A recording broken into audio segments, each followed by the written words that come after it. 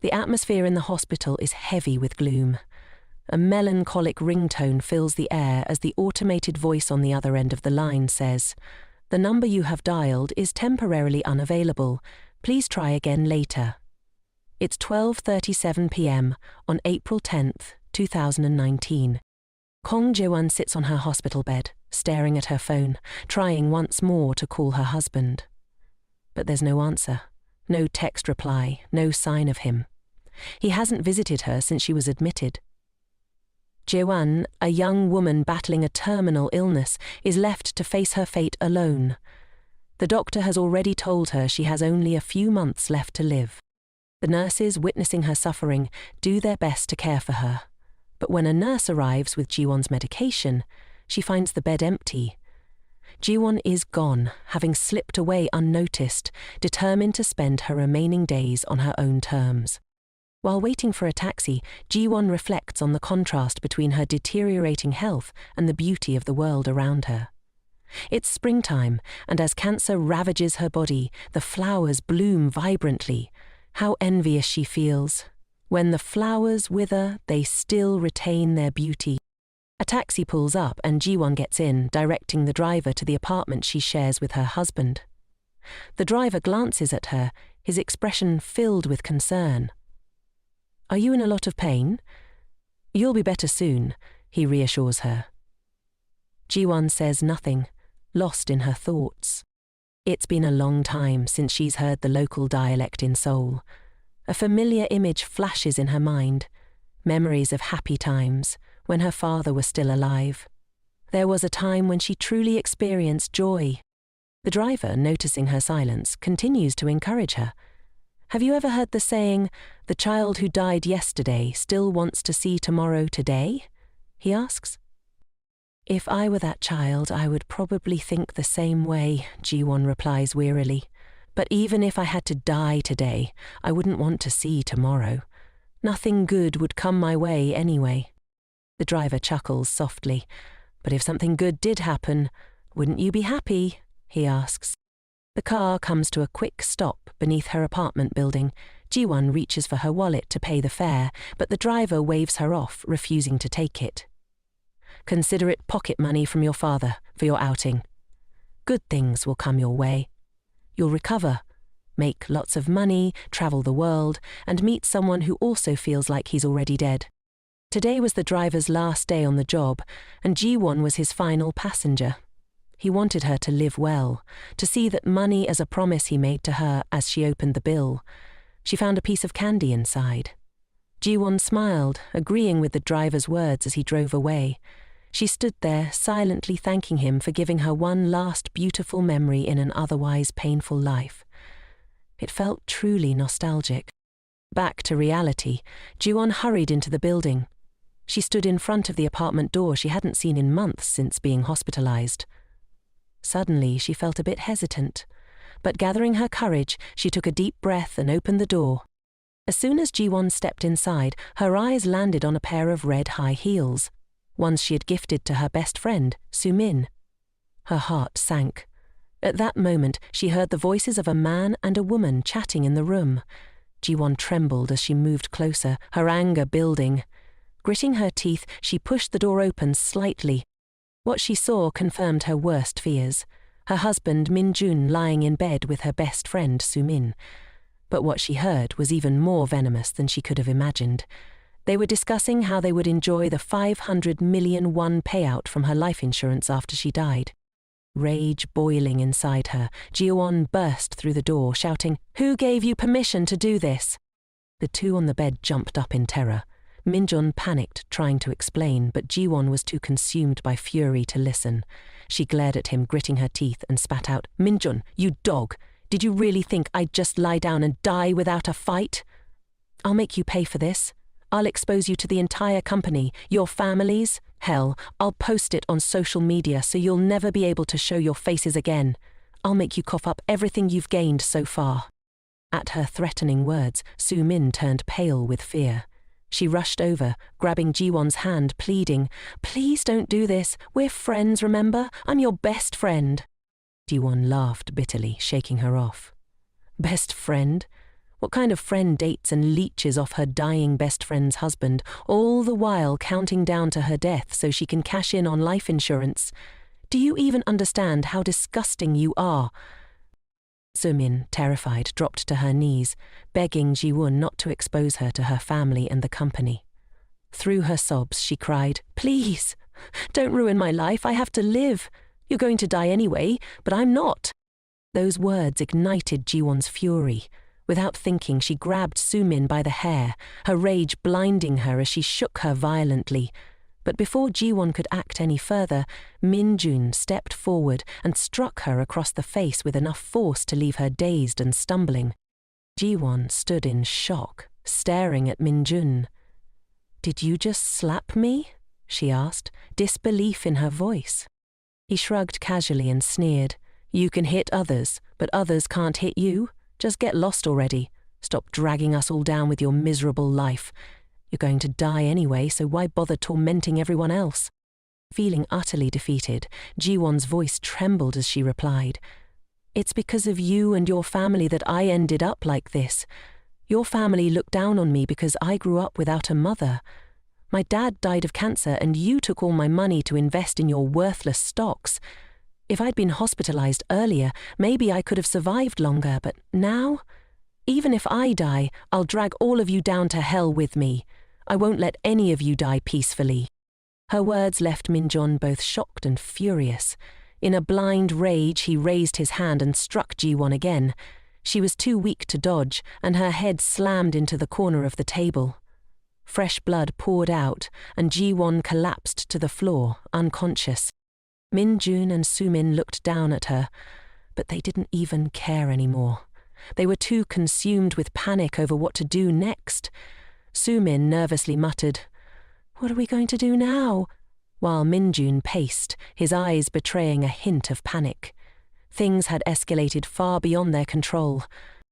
As for Ji-won, in her fading moments, the doctor's words echoed in her mind.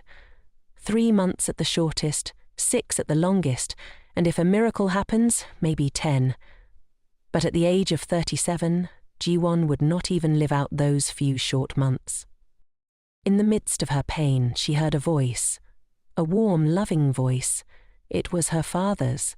His presence was so unlike the cruel intentions she had just faced. Juen turned toward him joyfully. She saw her father's familiar figure, his hand reaching out to her. In that moment, memories of the promise she made to him flooded back. "You must live a truly happy life in the future," he had told her. She had agreed to that promise long ago. Her father smiled at her, content, before slowly fading away. As cherry blossom petals bloomed and fell to the ground outside, Ji-won's world went quiet. Suddenly, a noise jolted Ji-won awake. Someone was gently shaking her shoulder. When she opened her eyes, she was startled to see Assistant Jae, a colleague who had left the company 10 years ago. Concerned, Jae asked, "Ji-won, are you okay?"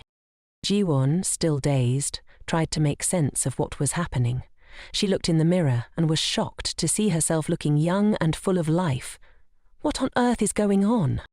The last thing she remembered was being struck by Min-jun, hitting her head on the table and dying. Now, here she was, alive. Confused and bewildered, she glanced at the phone on the table. It was vibrating. Ji-won picked it up and stared at the screen. The phone was familiar, the one she used years ago. The date displayed was April 10th, 2009. She quickly reached for her glasses and put them on to see clearly. "Ending a painful marriage by being killed by my husband and best friend. Yet here I am, back in my life 10 years ago. What is happening? Am I dreaming? Is this some kind of replay of the life I always wished for before I died?" Ji-won sat down in the chair, her mind racing. Why had she returned to 10 years ago? She was puzzled, her thoughts spinning wildly, when suddenly a familiar voice called out behind her. That voice made her heart race and her vision darken with anger. She turned around, and there he was, Min-jun pretending to care. "What are you doing out here? You don't look too well. Should I buy you some medicine?" he asked, feigning concern. But looking at his face now, all Ji-won could think of was how he had once yelled at her in anger, how he had humiliated and betrayed her. Hatred surged through her body. She stood up abruptly, filled with fury, and began to walk away. Min-jung grabbed her hand, confused. "Why are you acting like this all of a sudden?" he asked. Ji-won angrily yanked her hand free, shouting, "Let go of me! Don't talk to me, and don't ever look at me again!" Just then, another voice called out from behind her. "Ji-won? What's going on? I heard some arguing in here." The voice sent a wave of panic through her. It was Su-min, her so-called best friend and the woman who had slept with her husband. Just the sight of her made Ji-won feel utterly nauseous. She couldn't believe that even after dying, this couple was still clinging to her life. She muttered curses under her breath. "Go to hell, you scumbags." Su-min, still clueless, asked, "What's wrong, Ji-won?" Looking at her fake, concerned expression, Ji-won trembled with rage. The anger boiled inside her, and she wanted nothing more than to lash out. The resentment she had suppressed for so long was bubbling to the surface. Just as she was about to act, Assistant J appeared and interrupted. "The manager is looking for you," Assistant J said, urging her to hurry over. Ji-won wiped away her tears with the back of her hand and left without another word. Yet sorrow still gripped her heart. "Where am I? Why couldn't I have died more beautifully?" She felt lost, trapped in the memories of 10 years ago, where someone always stood alone in her mind. Someone distant yet familiar, always in shades of black and white. Ji-won walked into the office, her eyes landing on the nameplate on the desk. Jo Jin-hyuk, manager.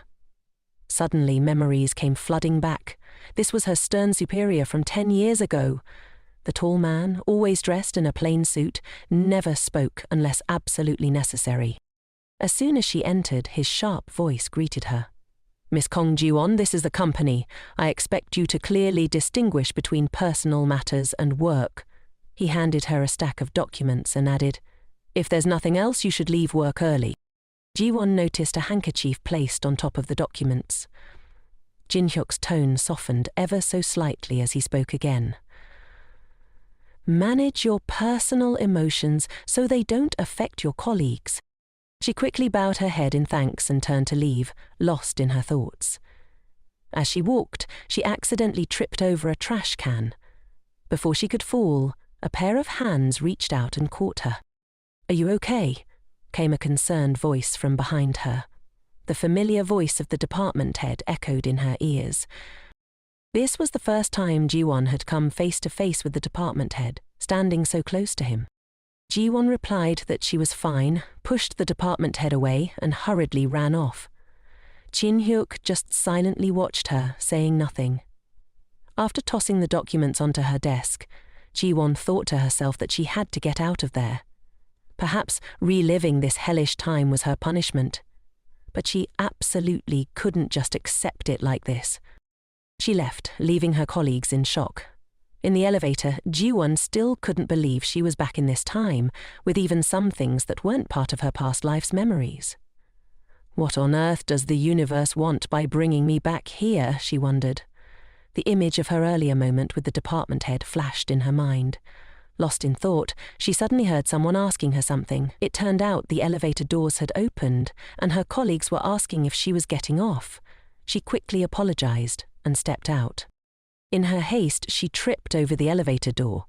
This time, no one was quick enough to catch her. She remembered that in her past life, she had also fallen in front of Jin-hyuk, and he hadn't caught her then either. Why is it like this today, she thought. At that moment, her colleagues worriedly asked if she was okay. Jae-won, feeling all mixed up, thanked them and ran out of the company as fast as she could. This time, she didn't trip at the door. She sprinted away from that suffocating place, and it wasn't until she was outside that she finally stopped to catch her breath. Ji-won gazed at the cherry blossoms blooming around her. It reminded her of the day she had left the hospital. Still a bit dazed, her phone suddenly rang. It was a call from that jerk Park Min-wan. Naturally, Ji-won coldly hung up on him. She snapped her phone shut and turned towards the bus stop. She still wondered if today was just a dream. But why was it 10 years ago, the very year I married that scumbag Park Min-hwan? This dream felt too strange. Just then, her phone buzzed again. This time it was from department head Jin-hyuk, not the other guy, so she answered. On the other end, he informed her that he had sent some additional documents and reminded her to check them when she got back to work. Her mood was sour, so she only gave casual replies. "Tomorrow at work," he added. Without thinking, she replied, "Tomorrow is Sunday." Realizing her mistake, she apologized and quickly hung up the phone, feeling embarrassed. Ji-won wondered if tomorrow would still come for her. Suddenly, she discovered something intriguing in her pocket. Astonished, she pulled it out to take a look. She was taken aback by what she saw. The cash and candy she had received from the driver who took her back to the apartment. Tears welled up in her eyes. It wasn't just some magic trick or illusion. It was her dad's final gift to her. She silently thanked her dad, realizing she really had travelled back 10 years in time. This must be his way of giving me another chance, she thought. She bowed her head, silently promising to live a new life filled with joy and happiness. Maybe her dad was hoping for that too. Meanwhile, back at the company, Park Min-hwan was glued to his phone, frustrated. He had called Ji-won countless times, but she just wouldn't pick up. Why is she acting so different all of a sudden? He couldn't understand what was going on with her, and she had even left her bag behind.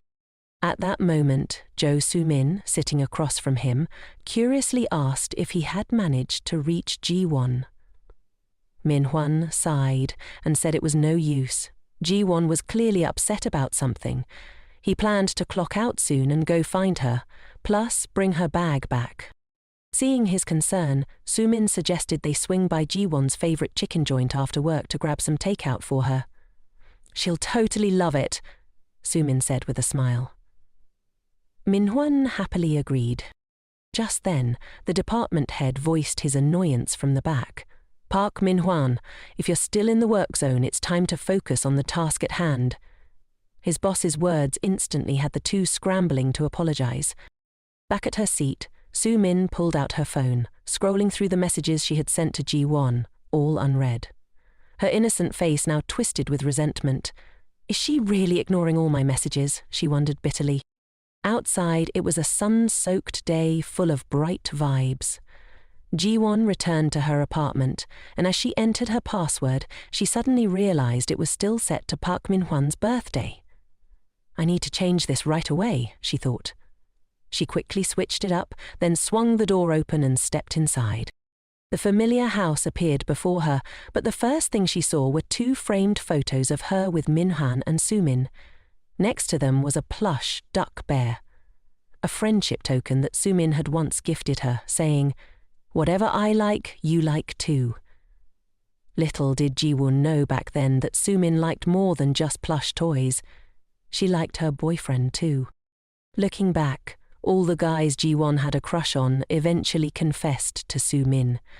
But now she couldn't care less about any of that. For Ji-won, money was her priority. She tossed the photos and stuffed bear into the trash without a second thought. She then went into her room and dug out her savings book. Money. That's what I need now more than anything. She regretted not paying more attention to finances during her first run at life. I should have memorized some lottery numbers or stock trends. But now she had to deal with her debt and start making money. Suddenly she remembered how, back then, Park Min-hwan had a knack for making any stock he touched soar. I could use that to my advantage. This was a once-in-a-lifetime money-making opportunity. Just then, her phone buzzed. It was a message from Min-hwan saying he'd bring over fried chicken and chat for a bit. Ji-won was taken aback. Fried chicken? She had always found it nauseating whenever he mentioned fried chicken before, so why was he suddenly offering to buy it for her now? She decided it was time to move out, but before that she needed to deal with Min-hwan and Soo-min. Ji-won texted Min-hwan back, setting up a meeting with him and Soo-min at the bar near her place. Park Min-hwan was taken aback when he received such a short message from Ji-won. What on earth is going on, he wondered. trying to figure out what had caused her to act this way. As he stared at his phone, his boss, Joe Jennyhook, reminded him to finish the report he had been assigned.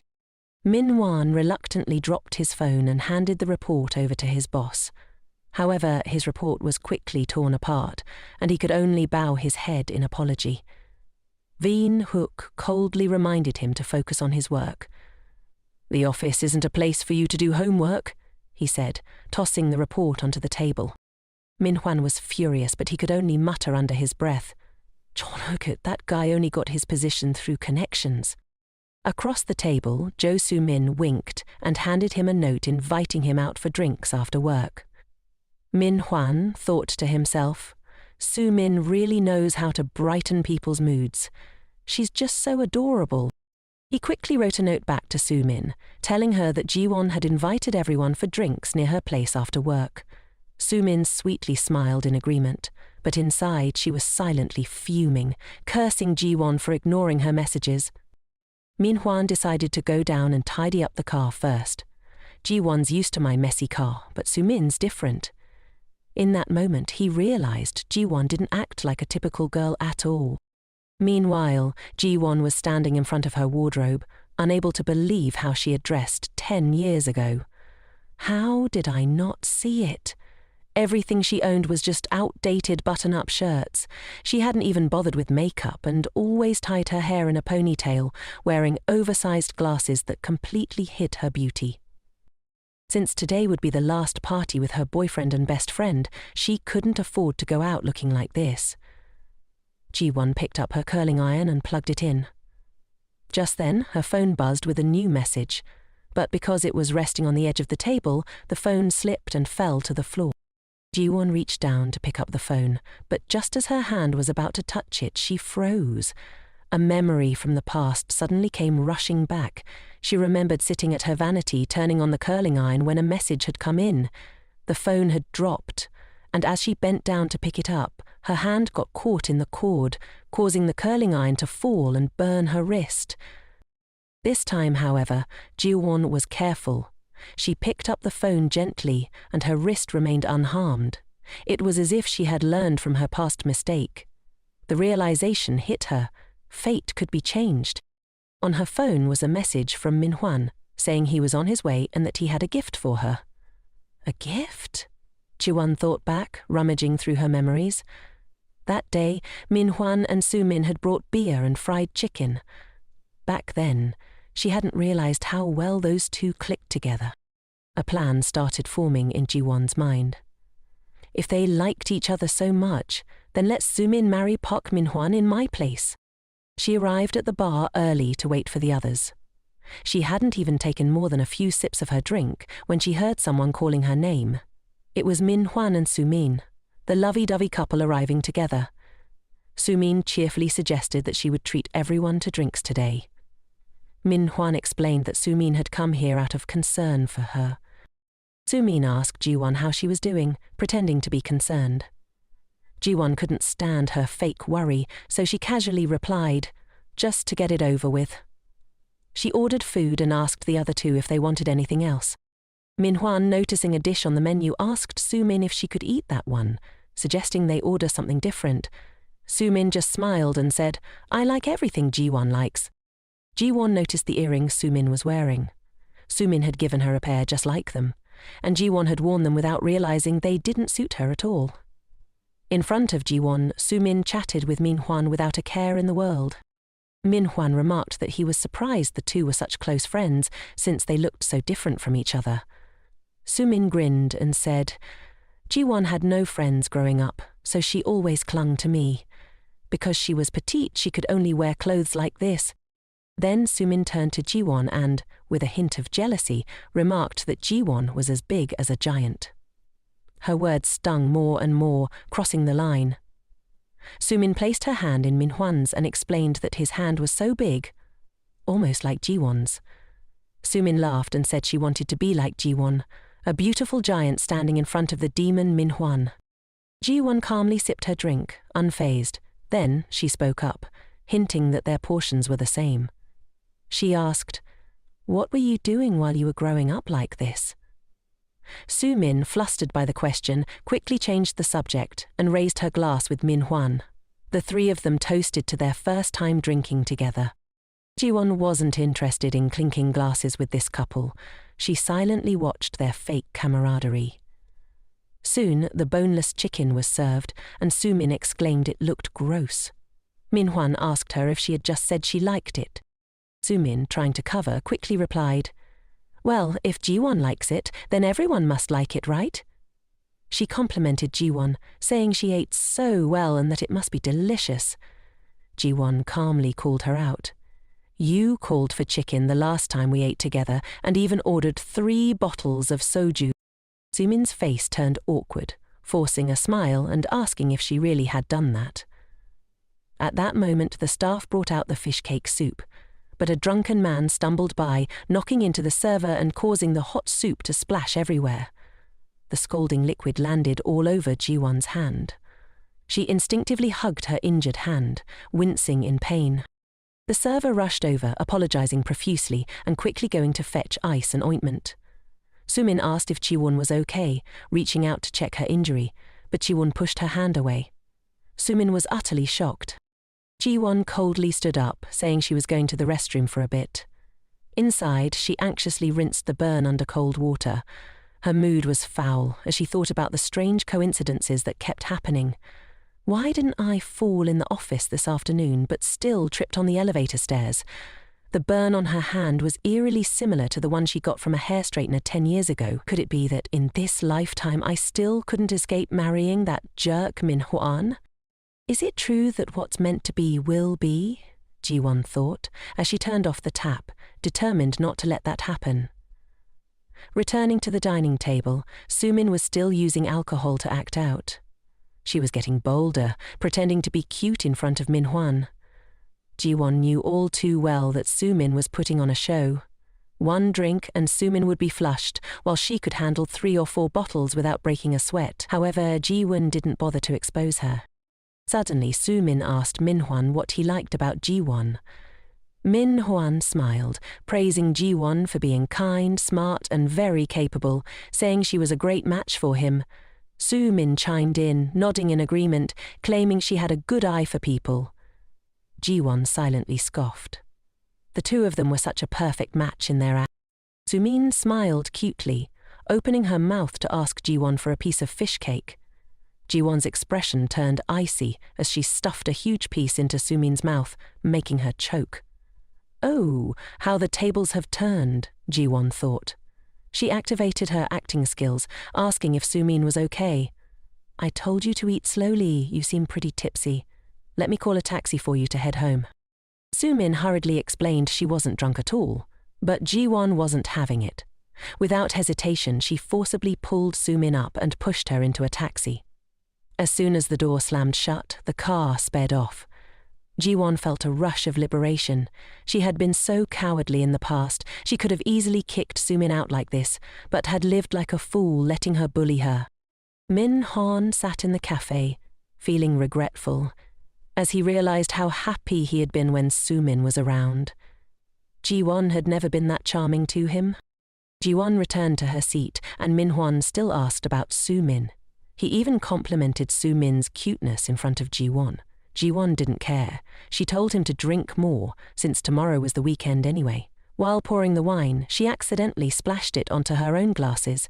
Giving Min-hwan a sly smile, she deliberately took off her glasses right in front of him. He was dazzled, praising Ji-won for looking stunning without her glasses. He even suggested she should consider surgery. Ji-won smiled, weighing her options. "Should I wait for a raise or dive into buying stocks?" She casually asked Min-hwan if he could give her a little lesson on stocks. As soon as stocks were mentioned, Min-hwan perked up with excitement. When it came to stocks, he could talk endlessly, like a never-ending blockbuster. After finishing their meal, Min-hwan was driving Ji-won home. She thanked him for bringing her bag back to her. Little did she know he took the initiative to plant a sweet kiss on her forehead, wishing her a good night. Ji-won suppressed her disgust, urging him to hurry back. After stepping into the house, she slumped onto the sofa feeling utterly drained. The phone was playing a recording of Min-hwan talking about stocks. Ji-won flashed a satisfied smile. This compensation will be received in full, not a single penny short. The next morning, Ji-won texted Min-hwan, telling him she was still feeling tired and would be staying home to rest, promising to reschedule their date for another time. Then she lost interest, clapping the phone shut and stashing it in her pocket. She strolled into the bookstore, hoping to grab some guidebooks on stocks.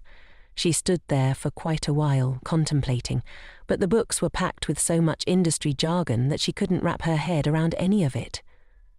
Still on the hunt for more basic reads, she spotted a book that looked pretty straightforward, but when she reached up to grab it, it was just out of her grasp.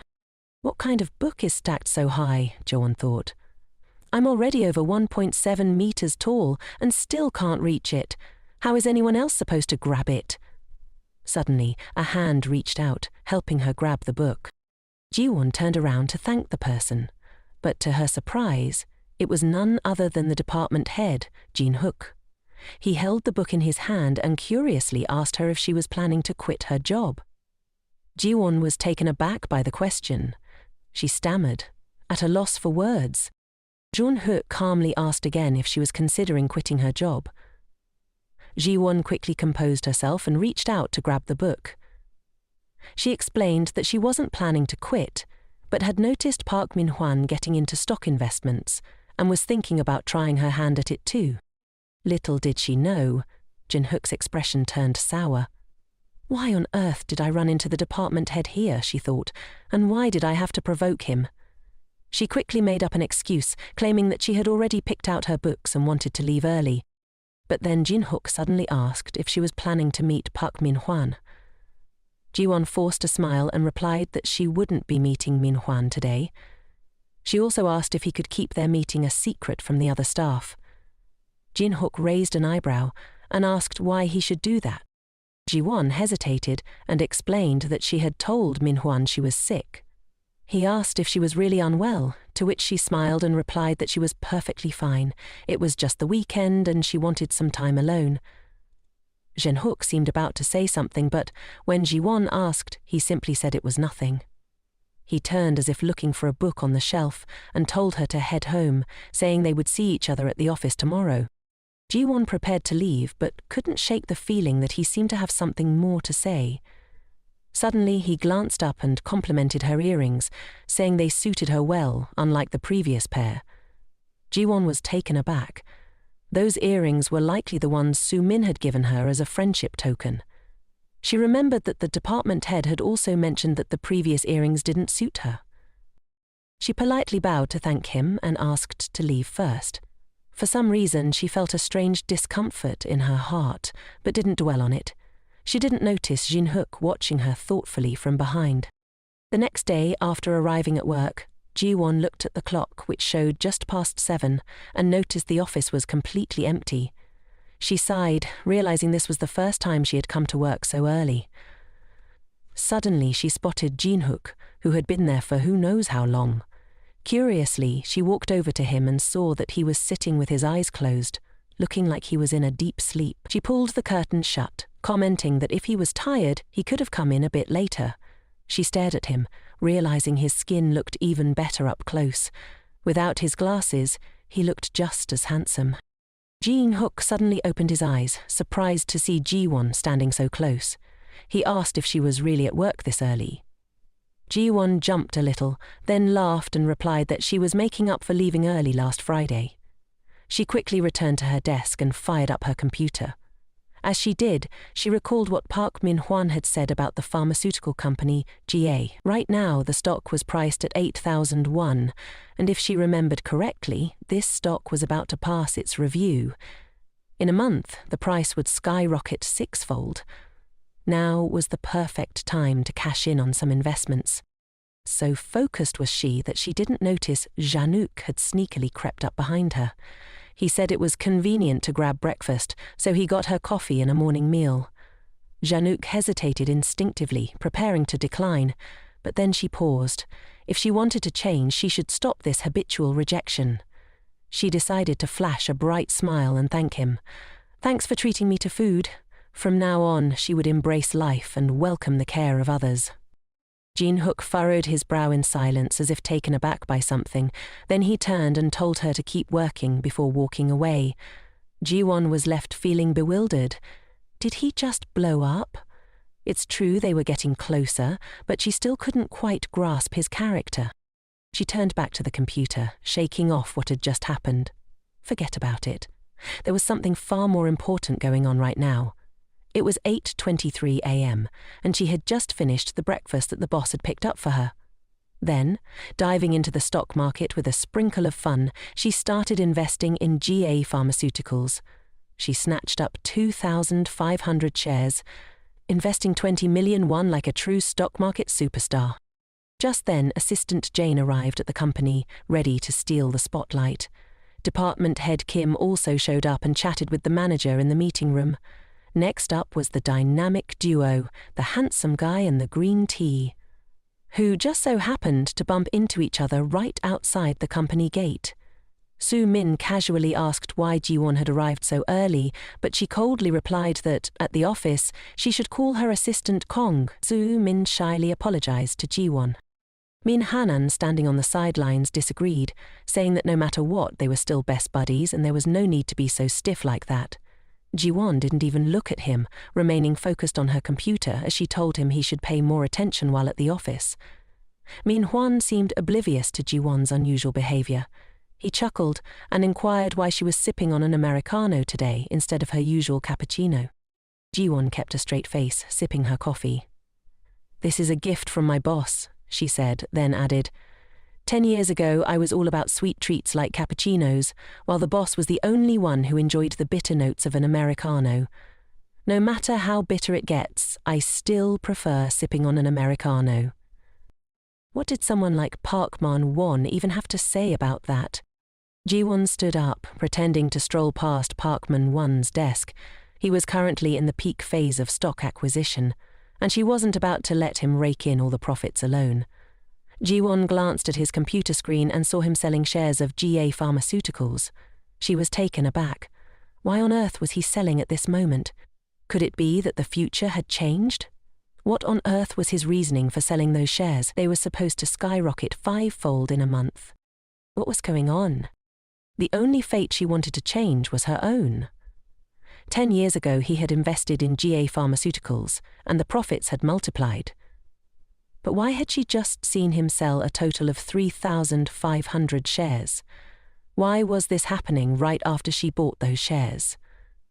Ji-won bit her lip, completely puzzled by Park Min-hwan's calculations. Suddenly, Min-hwan asked what was wrong, startling Ji-won.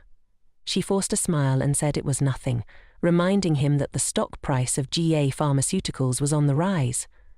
Park Man-hwan shrugged it off, saying he had already made a bit of profit and sold everything.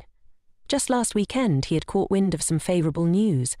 There were whispers that M-Dub Technology would partner with ET Electronics, and he was sure it would explode soon. As Park Man-hwan rambled on about the intel he had gathered, Ji-won was lost in thought. A company like M-Dub, even one as clueless about stocks as her, was well known after introducing new technology in mobile phones. The stock price had skyrocketed in no time, only for the CEO to flee abroad a month later, causing massive losses for investors. But why was he planning to invest in such a company now? After grabbing the documents, Park Man-hwan winked at her, saying he was sharing this news with her alone and that she shouldn't tell anyone. He left, leaving Ji-won deep in thought. If things that never happened in the past were to occur, it meant a different future would unfold. The futures of those involved would also shift. She rolled up her sleeve to check the time. If the events from the past were to unfold, could it be said that she had snatched away someone's luck? She had to find out, but how should she go about it? Min-hwan returned to his desk. Ji-won approached and asked if he wasn't going to have lunch. He replied that he was just about to go eat. She smiled and told him she was also planning to grab a bite, asking if he wanted to join her. Moments later, Ji-won, Park Man-hwan and Soo-min stood in front of the elevator. Soo-min cheerfully remarked that it seemed like this was the first time the three of them were having lunch together at the office. Park Man-hwan was surprised and asked why she was inviting them to lunch today. Didn't she usually avoid having others gossip about her love life at work? So they had never eaten together before. Just a moment ago she had been laughing and inviting him to join her, yet Ji-won remained pensive and silent. Noticing her silence, Soo-min asked if Ji-won had just bought that shirt, saying she had never seen her wear it before. She smirked and complimented her, saying the shirt looked great and really suited her. Ji-won merely smirked back, thanking her. In that moment, she was thinking that in just a little while, the white shirt she had just been complimented on would be drenched in soup, turning it into a filthy mess in the company cafeteria. The three of them stood in line to choose their meals. Soo-min cheerfully told the chefs that she loved kimchi soup and asked for a generous serving. The chef happily obliged, serving her a full bowl of kimchi soup, while she smiled and thanked him. Ji-won, standing next to her, coldly said she only needed a little soup.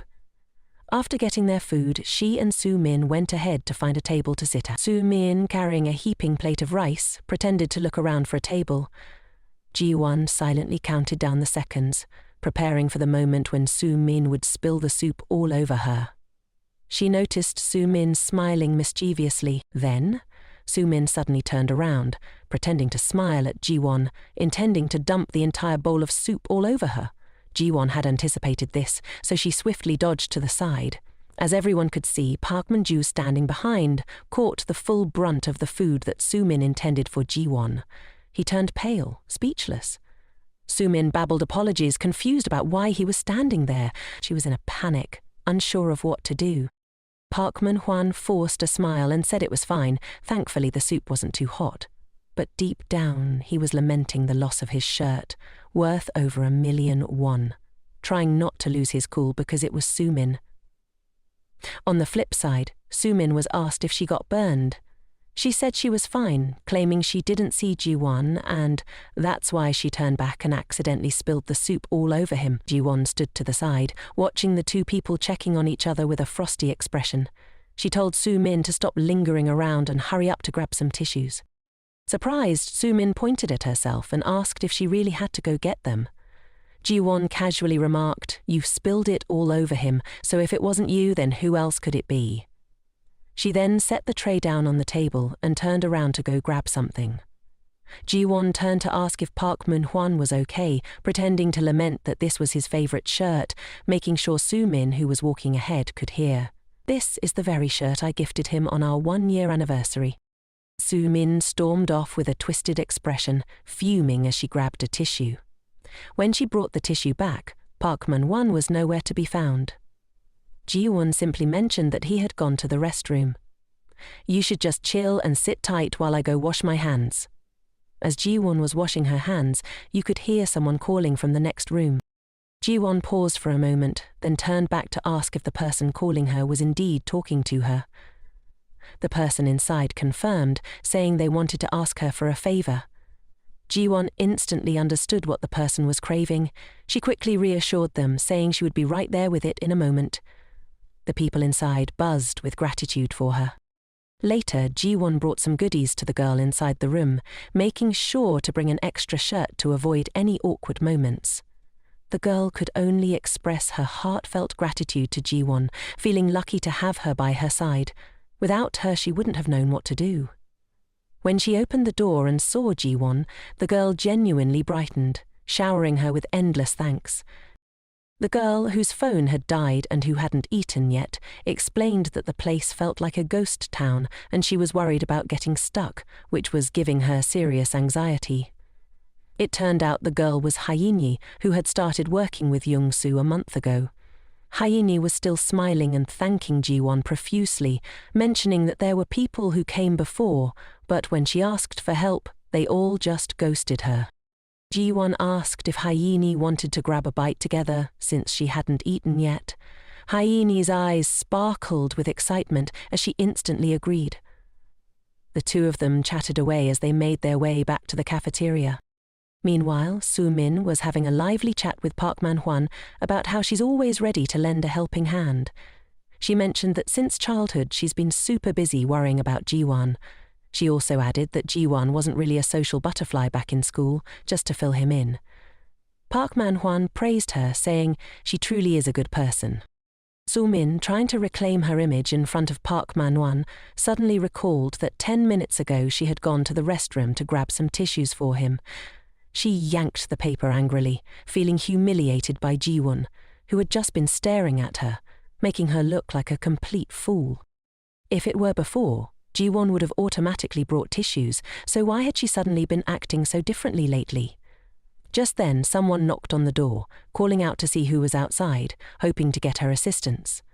Ji-won, already fuming from the earlier incident, felt her face scrunch up in annoyance. She ignored the question and dramatically swung the door open, stepping outside. Right now, it felt like they were bringing up the time she helped someone stuck in the bathroom to win Park Man-hwan's favor. Just when the fun was getting started, Ji-won made her comeback. Next to her was Hyeen, carrying a plate of food. Ji-won smiled at Sumin and asked what they were chatting about. Sumin was flustered when she saw Hyeen arrive. Hyeen cheerfully greeted her and Park Man-hwan, and everyone was on board with having another person join the group. Ji-won cheerfully invited Hyeen to take a seat across from her, and Hyeen happily agreed, wishing everyone a delicious meal. Sumin felt uneasy. Why was Hyeen so confident when they were the same age? Was it just because of her face? Park Man-hwan sat next to them and asked how Ji-won and Hyeen had suddenly become so close without him even knowing. Hyeen cheerfully mentioned that Ji-won had just helped her out with a few things. Then she noticed his shirt was stained and asked if he was okay, since it looked quite pricey. Park Man-hwan just smiled and said it was no big deal, just a shirt after all. Ji-won, gripping her chopsticks tightly, listened. The gift she had given him, and he treated it so lightly. Sumin quickly changed the topic, saying that Hyeen must be really hungry, wondering how a girl could possibly eat that much. But Hyeen didn't care. She just thought that if she wanted to achieve something big, whether she was a girl or a boy, she had to eat a lot, just like her grandfather said. Sumin pretended to laugh and said, "Your grandfather must have done something really grand, huh?" However, Hyeen seemed oblivious to the jab, munching away while sharing stories about her grandfather selling bean sprouts, tofu, and even kimchi soup. Sumin looked down on her, realizing it was just selling side dishes. Ji-won on the side was surprised, wondering if Hyeen was genuinely kind or just clueless. After everyone finished eating, Park Man-won said he had to leave early, and Ji-won mentioned she would go grab some coffee, asking the two if they wanted anything. Hyeen immediately offered to go by herself. Ji-won declined, suggesting they could go together another time, saying she couldn't let a junior treat her since she was a senior.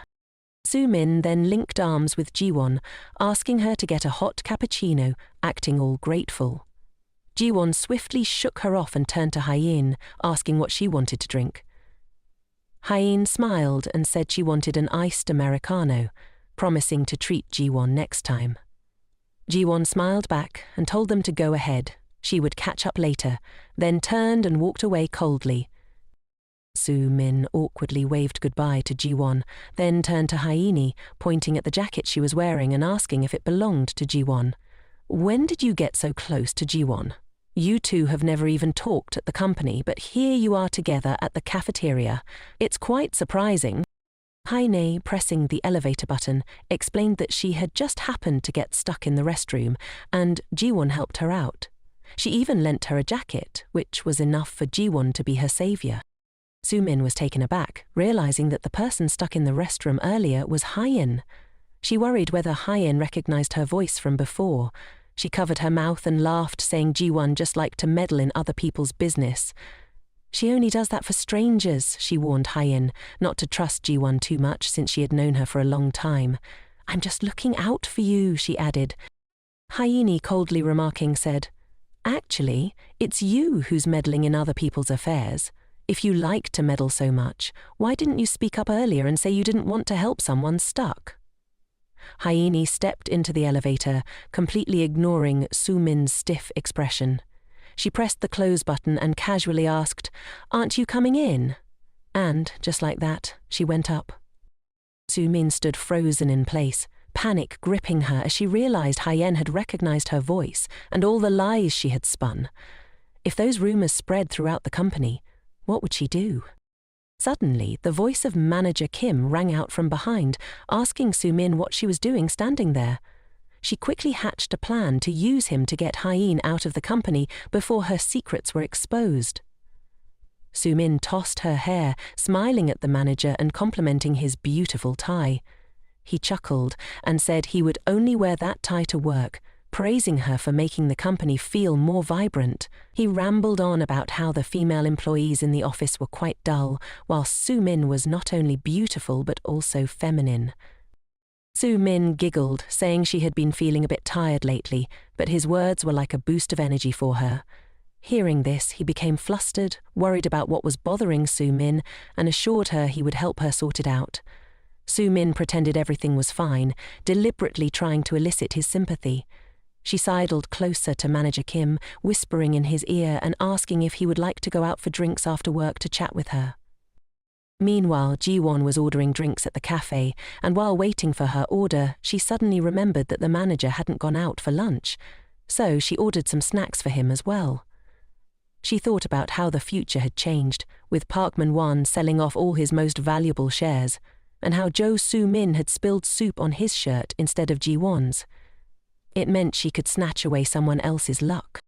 Ji-won smiled softly, imagining that assumptions could become reality, and reality would inevitably become the norm. If one could foresee the future, would that create a better world than before? In this life, she was determined not to let anyone take away anything that belonged to her. After grabbing her coffee, Ji-won headed back to her office, surprised to find no one had left yet. She glanced over at Manager Kim's desk, taking soft steps closer to him. There he was, peacefully napping in his chair. Ji-won wondered if he used to sleep this much too. As she spoke, she placed the cereal cup she'd bought for him on the table, softly urging him to drink it. He had looked perfectly fine in the morning, but now he seemed really exhausted. Suddenly, a hand grabbed hers. It turned out to be Park Man-hwan, furious and glaring as he pulled her along with him. Ji-won was taken aback and yanked her hand away from him, shouting at him to let go. Then, a large hand grabbed Park Man-hwan's hand and yanked it away. It was none other than manager Jin-hook, who had woken up at some point and was now glaring at Park Man-hwan. Park Man-hwan stammered when he saw Ji-hook. Ji-won was also stunned to see him come to her aid. With a serious expression, Ji-hook asked Park Man-hwan what he was trying to do.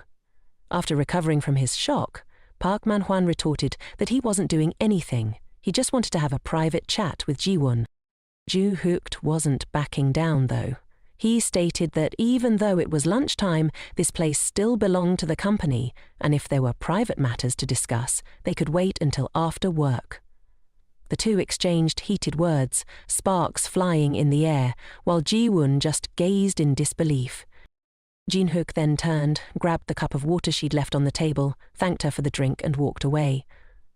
Ji-won stood there, deep in thought, wondering why the manager had helped her. Maybe he was just annoyed that someone had disturbed him while he was sleeping. Suddenly she turned around and found Park Man-hwan gritting his teeth, glaring at her. He mumbled that they would talk after work. Ji-won shivered, feeling scared at his expression. It reminded her of the time he had yelled at her when she suggested a divorce. He had said her existence made his life miserable and that marrying her was just out of pity. How dare someone like her suggest a divorce? He had said it with a fierce demeanor, and thinking about it now made her tremble all over. Suddenly, someone placed a hand on her shoulder from behind. Thankfully, it was Assistant Jang. She smiled and asked Ji-won if they could talk for a moment. Assistant Jang brewed her a cup of peppermint tea to help her unwind and kindly asked if something was bothering Ji-won. Earlier, she had noticed that Ji-won's face looked pale. Ji-won simply replied that it might be due to overworking herself. Assistant Jang chuckled, saying it was because Ji-won worked too hard. She suggested Ji-won take a break now and then, just like she had prioritized her own health after having her baby. Ji-won suddenly remembered that Assistant Jang had returned to work not long after her maternity leave, but soon resigned. Worried, she asked if Jang was doing okay these days. Jang replied that she was fine, though a bit anxious because team leader Kim wouldn't leave her alone. He used the excuse that he had to endure hardships while she was on leave, so now he treated her like a workhorse. She added that she was lucky to have talented colleagues like Ji-won, which allowed her to learn a lot. Then, playfully, she told Ji-won not to suffer in silence. Whenever she felt tired, she should just let Jang know because they were colleagues. At that moment, she brewed Ji-won another warm cup of tea. Ji-won held the cup tightly, bowing her head shyly as she thanked Jang, wondering why she hadn't realized 10 years ago what a wonderful colleague had been by her side all along. After finishing their tea, they headed back to the office and ran into Hyeen. She was still smiling and thanked Ji-won for buying her coffee. Assistant Jang also asked how Hyeen was doing with her internship. Hyeen cheerfully replied that everything was going great, with plenty of seniors offering help. Then she turned to ask about Assistant Jang's child, wondering if she had grown a lot by now. Assistant Jang happily showed them pictures of her daughter, and the three of them chatted animatedly, though Assistant Jang still felt sad about having to send her little one away while she was still so young. She knew she had to work hard to provide for her child. While the three of them were engrossed in looking at pictures of Jang's daughter, Soo-min and team leader Kim returned to the office. Ji-won and the others noticed them immediately, and the atmosphere shifted. People quickly scattered to their tasks. Even as Soo-min returned to her desk, she wondered what everyone had been huddling together about, laughing so much. Could they have been talking about her? She glanced at Ji-won, frowning, thinking to herself, no way, could she really be chatting and laughing with someone else like that? How could that even be possible? Before long, it was time to clock out. The manager stood up and said everyone had worked hard, so they should finish up their tasks and log off. People got up, tidied their things, and exchanged goodbyes, promising to see each other tomorrow. Ji-won anxiously left her desk, worried whether Park Man-hun was following her. Manager Hyuk quietly watched her retreating figure from behind. Ji-won entered the restroom and nervously checked her phone for the message Jo Soo-min had just sent her. It mentioned she had something to take care of and left early. Scrolling down, Ji-won saw a message from Park Man-hwan saying he was waiting for her at the company entrance and to call him when she came out. She had been in there for 20 minutes. He must have left by now, right? Ji-won tried to calm herself, telling herself not to be scared anymore. After all, she wasn't the gullible girl she used to be. If she wanted to avoid another stroke of bad luck, she had to start by changing herself. As she stepped outside, she immediately ran into the manager. He wondered why she was just now finishing up. Ji-won was surprised he hadn't left yet either. He simply replied that he had some business in the management department, which was why he was still there. The conversation ended, and Ji-won pressed the elevator button. The doors opened, and the two of them stepped inside in silence. Ji-won was still very anxious. What if Park Man-hwan was still waiting for her? She absolutely did not want to run into him. Meanwhile, Jun-hyuk suddenly spoke up, saying if it was convenient, he could give her a ride home since they were leaving at the same time. Once they reached the car, Jun-hyuk asked where she lived. Jin-won couldn't bring herself to look at him, replying that her place was in a quieter area, but he could just drop her off nearby. As Jin-won fumbled around, she noticed a designer lipstick by the car door. So, the manager had a girlfriend already. Actually, that wasn't too surprising. As the car approached the checkpoint to exit, Ji-won spotted Park Man-hwan still waiting at the door for her. He was leaning against a car, staring intently at his phone. As the school van rolled by, he suddenly looked up, his curiosity piqued. Ji-won, tense in the car, raised her hand to shield her face, fearing he might catch a glimpse of her. The car glided smoothly past him. Ji-won was taken aback, then glanced at Jun-hyuk, who noticed how she kept covering her face with her hands. She softly replied with a thank you, her heart whispering a sigh of relief. That was close, she thought, feeling like she had almost been caught in a drama. Later, Jun-hyuk escorted her all the way home, stepping up to open the door for her. Goodbye, and see you tomorrow, superstar, he said. She shyly greeted him back before heading up to her room. Jun-hyuk stayed behind for a moment, watching her head to her room before getting into the car. He sat there quietly for a while, and when he saw her room light up, his phone rang. The call was from a girl, asking why he hadn't clocked out yet. She wondered what was going on, since he had been so distracted lately. He casually replied, "I can't make it today, so you'll have to handle things on your own." Without giving her a chance to react, he hung up. The car sat quietly, parked outside Ji-won's place. Meanwhile, Jo Soo-min was having a drink with the head of the team, Kim. Her expression was one of pure discontent, secretly blaming the cheap, cloying scent of his cologne that clung to her like an unwanted sidekick. While Ji-won was out on a date with that handsome guy in designer clothes, here she was, stuck sitting with this smelly old man. The head of the committee, blissfully unaware of her inner musings, finished his drink and began complimenting her, saying that sipping wine with a beauty like her was simply a match made in heaven. He suggested they grab drinks together more often. Jo Soo-min playfully covered her mouth while laughing at him, masking her true feelings. At that moment, he asked her if she had something on her mind, encouraging her to share her thoughts. She simply said it was a small complaint of hers, then grabbed the bottle of wine from the table. Seeing the head of the committee smile, she thought to herself, if we down a few more drinks, maybe he'll spill some juicy details.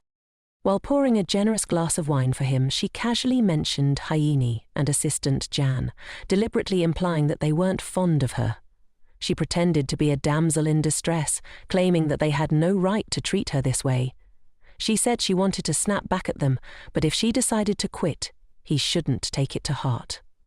The head of the committee, hearing this, immediately blew a gasket. He snapped that Soo-min wasn't taking a break and that he would handle them himself.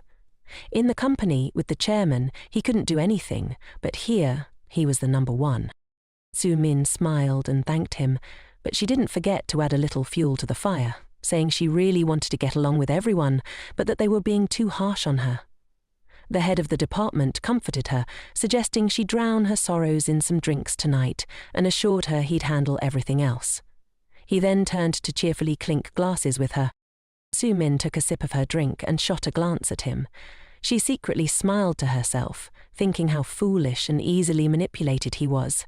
Now, all she had to do was sit back and enjoy the show.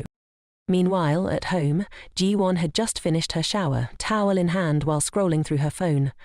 On her screen was a message from Soo-min, pretending to care, asking why Ji-won had turned off her phone. She even mentioned how Ji-won had been making her sad lately, but that she still cherished her, wishing her a good night and saying they'd meet again tomorrow. Then came the missed calls from Park Man-hwan, who was really starting to get on her nerves. Just as Ji-won was about to change her number, her phone rang again. Park Man-hwan was calling. Reluctantly, Ji-won answered. The first thing he asked was where she was. She replied calmly that she was at home and asked if he needed something. Park Man-hwan sounded shocked and incredulous, asking when she had gotten home. He insisted he would come over to talk, but Ji-won declined, saying they could talk over the phone. She was really tired. After a pause, he asked why she had bought coffee for Jin-hook today, something she never did. She explained that Jin-hook had bought her coffee in the morning, so she was just returning the favor. Park Man-hwan still wouldn't let it go, questioning why Jin-hwa would buy her coffee in the first place. Ji-won tightened her grip on the towel and countered, asking if he would drink coffee alone if they were the only two in the office. He was left speechless and quickly changed the subject to why she had turned off her phone. She frowned and simply explained that it was because he had been angry with her and she felt hurt, so she turned it off. If there was nothing else, she said, she was going to sleep. Park Man-hwan then told her to go ahead and sleep, wishing her good night and saying he loved her. Ji-won, hearing that, got furious and threw her phone onto the couch. Exhausted, she slumped into the chair, angry and deep in thought. Both of them claimed to love her, but was there ever a moment when it was genuine? 10 years ago, she had good friends by her side, but perhaps she was afraid that her own misfortune would be discovered by everyone, so she couldn't face those around her. There had been worried glances directed at her before. She suddenly remembered Assistant J. The image of the head of the department scolding her flashed in her mind, throwing documents at her. She recalled how she could only cry silently by herself. Ji-won jolted up in shock. She remembered that in the past she had ignored her own suffering. At that moment, Assistant Jang had just returned home. As she opened the door, her daughter ran up to her with a bright smile, calling out, "Mom!" Assistant Jang sank down to embrace her daughter, who must have been waiting for her for a long time. Her husband was sitting on the sofa, remote in hand, grumbling about why she was home so late. He was starving.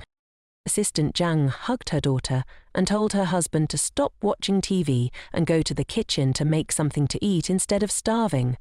She urged him to bathe their daughter while she whipped up something to eat right away. He turned off the TV, put his hands in his pockets, and said he had plans. He had to go out. "You just eat and bathe her," he said. Assistant Zhang asked why he was out so much. Didn't he see how hard she was working overtime? He walked out the door, putting on his shoes, and said he had been taking care of their daughter all day and was exhausted from submitting job applications. Hearing this, she got angry. "You left her like this? Her hair is still in the braid I did for her this morning, and her diaper hasn't even been changed." Her husband snapped back, telling her to stop nagging. "It's because of you that I have to go out." Assistant Zhang was frustrated. She still wanted him to stay home and bathe their daughter, but he just slammed the door behind him and left without looking back, leaving her alone with her daughter, speechless. Ever since she got pregnant, he had used the excuse of a year's salary to quit his job halfway through. Now, he didn't even want to come home anymore. Was he the only one who knew what exhaustion felt like? She was also very tired, dealing with the head of the department's constant nagging while trying to manage the mess of her daughter's food on the table. She still hadn't finished her work. Balancing her daughter on her back while trying to get things done, she was determined to do a great job on this project so that the head of the department wouldn't pick on her anymore. Suddenly, her daughter, who had been sleeping on her back, started to cry. Assistant Zhang turned her head to look at the little one and comfort her. It was already 3 a.m., and she had gotten so caught up in her work that she lost track of time. Putting her work aside, she laid her daughter down on the mattress and told her fairy tales to soothe her back to sleep. Suddenly, she reminisces about how, as a child, she wished her life would be just like a fairy tale. Sleepiness hits her like a wave, making her drowsy. She stretches, yawns, and decides to just close her eyes for a moment. Without much thought, she lies down next to her daughter and shuts her eyes. But just as she drifts into slumber, her nose starts bleeding unexpectedly, and she's completely oblivious to it. The next morning at the office, team leader Kim starts yelling at Assistant Zhang. He criticizes her project, tossing the proposal right at her, saying her skills are worse than an intern's. With a fierce expression, he berates her, asking if being at home with her child has drained her creativity. Assistant Zhang bows her head, hoping team leader Kim will point out what she's done wrong, but he just angrily jabs a finger at her, questioning if he really has to spell it out for her. After years in the company, she can't even produce a decent proposal. Assistant Zhang squats down to pick up the papers he threw on the floor, apologizing and promising to fix it and submit it again. Team leader Kim isn't letting up. He's still furious, ordering her to start over and have it ready by tomorrow morning. Ji-won sits at her desk, frowning and feeling annoyed, watching team leader Kim take advantage of his position to yell at employees when the department head isn't around. She turns to Jo Sumen's desk, where Sumen is smiling happily, looking quite pleased with herself. Meanwhile, Assistant Zhang is still bowing and apologizing to team leader Kim, promising to redo the project and submit it on time. He's still not calmed down, waving her back to her desk. Finally, Assistant Zhang returns to her workspace. As she passes Ji-won's desk, she looks at her with concern, worried since Ji-won has been working overtime for days. She wonders if she's okay. Ji-won follows her outside, calling out to her with care. But when Assistant Zhang turns around, she sees Ji-won with a nosebleed, trying to hide her distress. She asks if Ji-won wants some coffee. Just as she's about to brew some, Ji-won quietly thinks to herself that she's been working too hard these past few days, but she smiles and offers to make the coffee, since Assistant Zhang had made it for her last time. Ji-won is genuinely worried, wondering if changing someone else's fate would have consequences. After all, she had died once and come back to life, so whatever happens, happens. Only she knew the rules of this world. If something that had never happened in the past occurs, it would change something in the future. Suddenly, Jae-um reminded Assistant Zhang about the project she was working on, and insisted that she absolutely should not redo it. Instead, Jae-won suggested that she follow her lead and create a new project. Jae-won explained that it wasn't about changing the content of the project, but just altering the font and layout enough to submit it again. She believed that Chief Kim hadn't thoroughly read the content of Assistant Jang's project. He was simply looking for an excuse to criticize her. Assistant Jang hesitated a bit. Submitting an identical version felt a little off, but Ji-won urged her to trust her just this once. With a bright smile, Ji-won added that if Chief Kim complained about the project being the same, she would redo it, and of course submit it under Assistant Jang's name. Assistant Jang thought to herself, "Is Ji-won really like this?" She reluctantly agreed, saying that if the chief found out, they could just say it was a mix-up. Then Ji-won slipped something into her hand. Assistant Jang asked if it was related to the project. Ji-won replied that it wasn't. It was a voice recorder. Whenever Chief Kim scolded her, she should record it. Assistant Jang looked at the recorder. Even though Chief Kim often scolded her, he had worked hard during her maternity leave, so she felt she should have some conscience. Ji-won countered, "Who said Chief Kim worked hard while you were on leave?" She sighed, recalling that during Assistant Jang's maternity leave, she had to handle half of the workload, with the other half divided among the other staff members. She remembered the scene where Chief Kim angrily threw documents and made employees redo their work. He probably only worked hard throwing reports around, she thought. Ji-won reminded Assistant Jang to keep acting normal and to remember to record everything. It might come in handy in the future. After that, the two returned to the office. As soon as they opened the door, they saw Chief Kim yelling at Hye-in again. He was loudly pointing his finger at her, berating her, and she could only bow her head and accept the blame. According to Ji-won's memories, Hye-in would soon be transferring to another department. And, of course, the reason was Chief Kim. He only waited for moments when the department head was absent to act like he owned the place. Ji-won stared at Chief Kim, frowning and thinking, "Just wait and see." The one who wrote the proposal was not Assistant Jang, but it would be him. The next day, still using the excuse that the project was worthless, Chief Kim threw the proposal at Assistant Jang, shouting at her to start over from scratch. The following day was no different. He continued to nitpick Assistant Jang's proposal, saying she had all this time to work on it, and this was all she could come up with. 3 days later, without even looking at it, he tossed the proposal back, demanding a redo. Days passed, and the demand for a redo continued. A week later, this time Chief Kim pretended the proposal looked better and said he would let it pass. He told Assistant Jang to print it out and bring a copy to the meeting, while the original should be submitted to the department head. He reminded her that the promotion evaluation was coming up and that he wouldn't be so lenient next time, so she better get it right. Assistant Jang sighed and thanked him. She returned to her desk, thinking that he hadn't even read the proposal closely. She had only changed the font and layout, and he didn't even notice. Looking back at Ji-won behind her, who was giving her an okay sign, she smiled, realizing Ji-won was right. Suddenly, a notification pinged. It was Ji-won saying she would submit the proposal to the department head, while Assistant Jang should just print and distribute it to the other staff. Assistant Jang was surprised. Ji-won was going to submit it to the department head, and she was holding the original. But who knows, maybe Ji-won had her own plan. Meanwhile, after grabbing the prepared documents, Ji-won brought them to the department head's desk and handed them over, saying this was the proposal for today's meeting, approved by Chief Kim. The department head took it and told her to prepare for the meeting, adding that Hye-in had already gone to buy coffee, so there was no need to prepare anything else.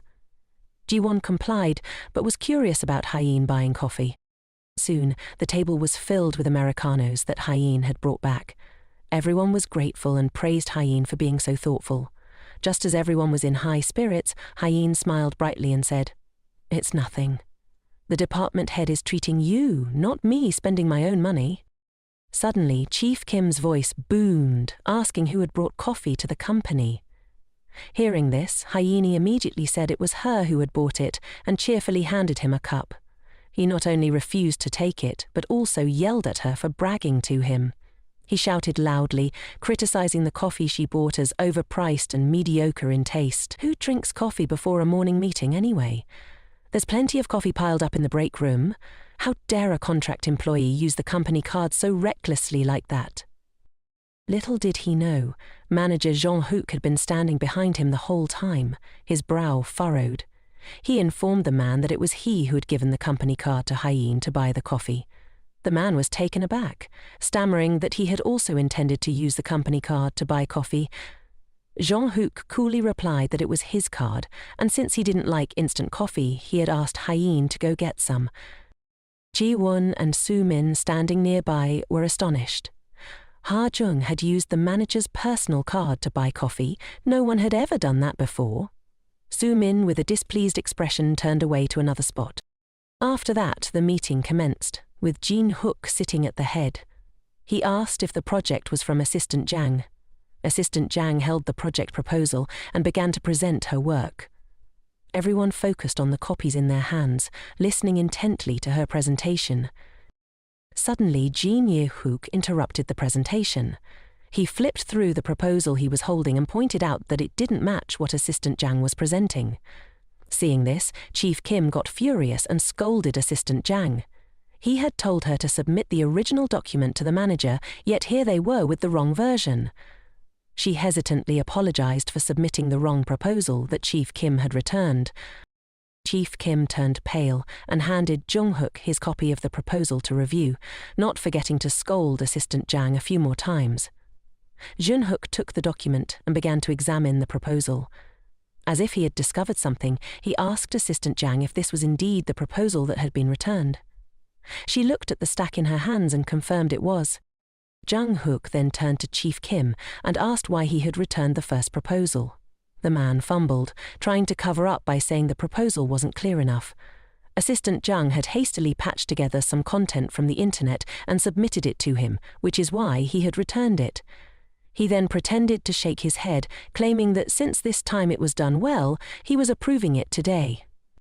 Jin-hook coldly asked how many times the proposal had been returned. He then tossed the proposal onto the table, telling him that both proposals only differed in structure, the content was identical. In the end, what had he read that made him return it and then approve it? Chief Kim looked as pale as a ghost and turned to scold Assistant Jang for daring to play him. Assistant Jang stammered, but Ji-won stood up and apologized. She explained that the first proposal had been written by Assistant Jang, while the one submitted was her own. Jin-hook questioned her, asking what she meant by that. Ji-won bowed her head and explained that she had seen Assistant Jang unwell earlier and had helped her out. She thought the proposal she received was just a reference document, so she based her submission on that. Since Assistant Jang didn't have time to redo it, she submitted that version to the department head. Ji-won bowed, taking responsibility in front of the department head, admitting that submitting the wrong proposal was her fault. Ji-won sincerely apologized. Department head Kim, seeing this, pointed at her and scolded her, questioning if she was even aware of what she was doing. Mistakes could happen, but how could she mix this up? If she knew it was a mistake, she should have asked for an extension to write a new one. Department head Jin-hook adjusted his glasses, frowned, and shot a glare at department head Kim, asking if he was trying to pin the blame on someone else. Suddenly, the fierce reprimand from earlier vanished, replaced by a stiffened posture as Kim stammered that he might have been tired and confused. Jin-hook tapped the proposal folder and echoed the question that Kim had just asked Ji-won. How could this be mixed up? He stood up and met the gaze of the bowing man, promising that this would never happen again. Jin-hook looked at him with a cold, wolf-like glare and told him he didn't need to apologize to him. Instead, he should prepare a written self-reflection for him by tomorrow.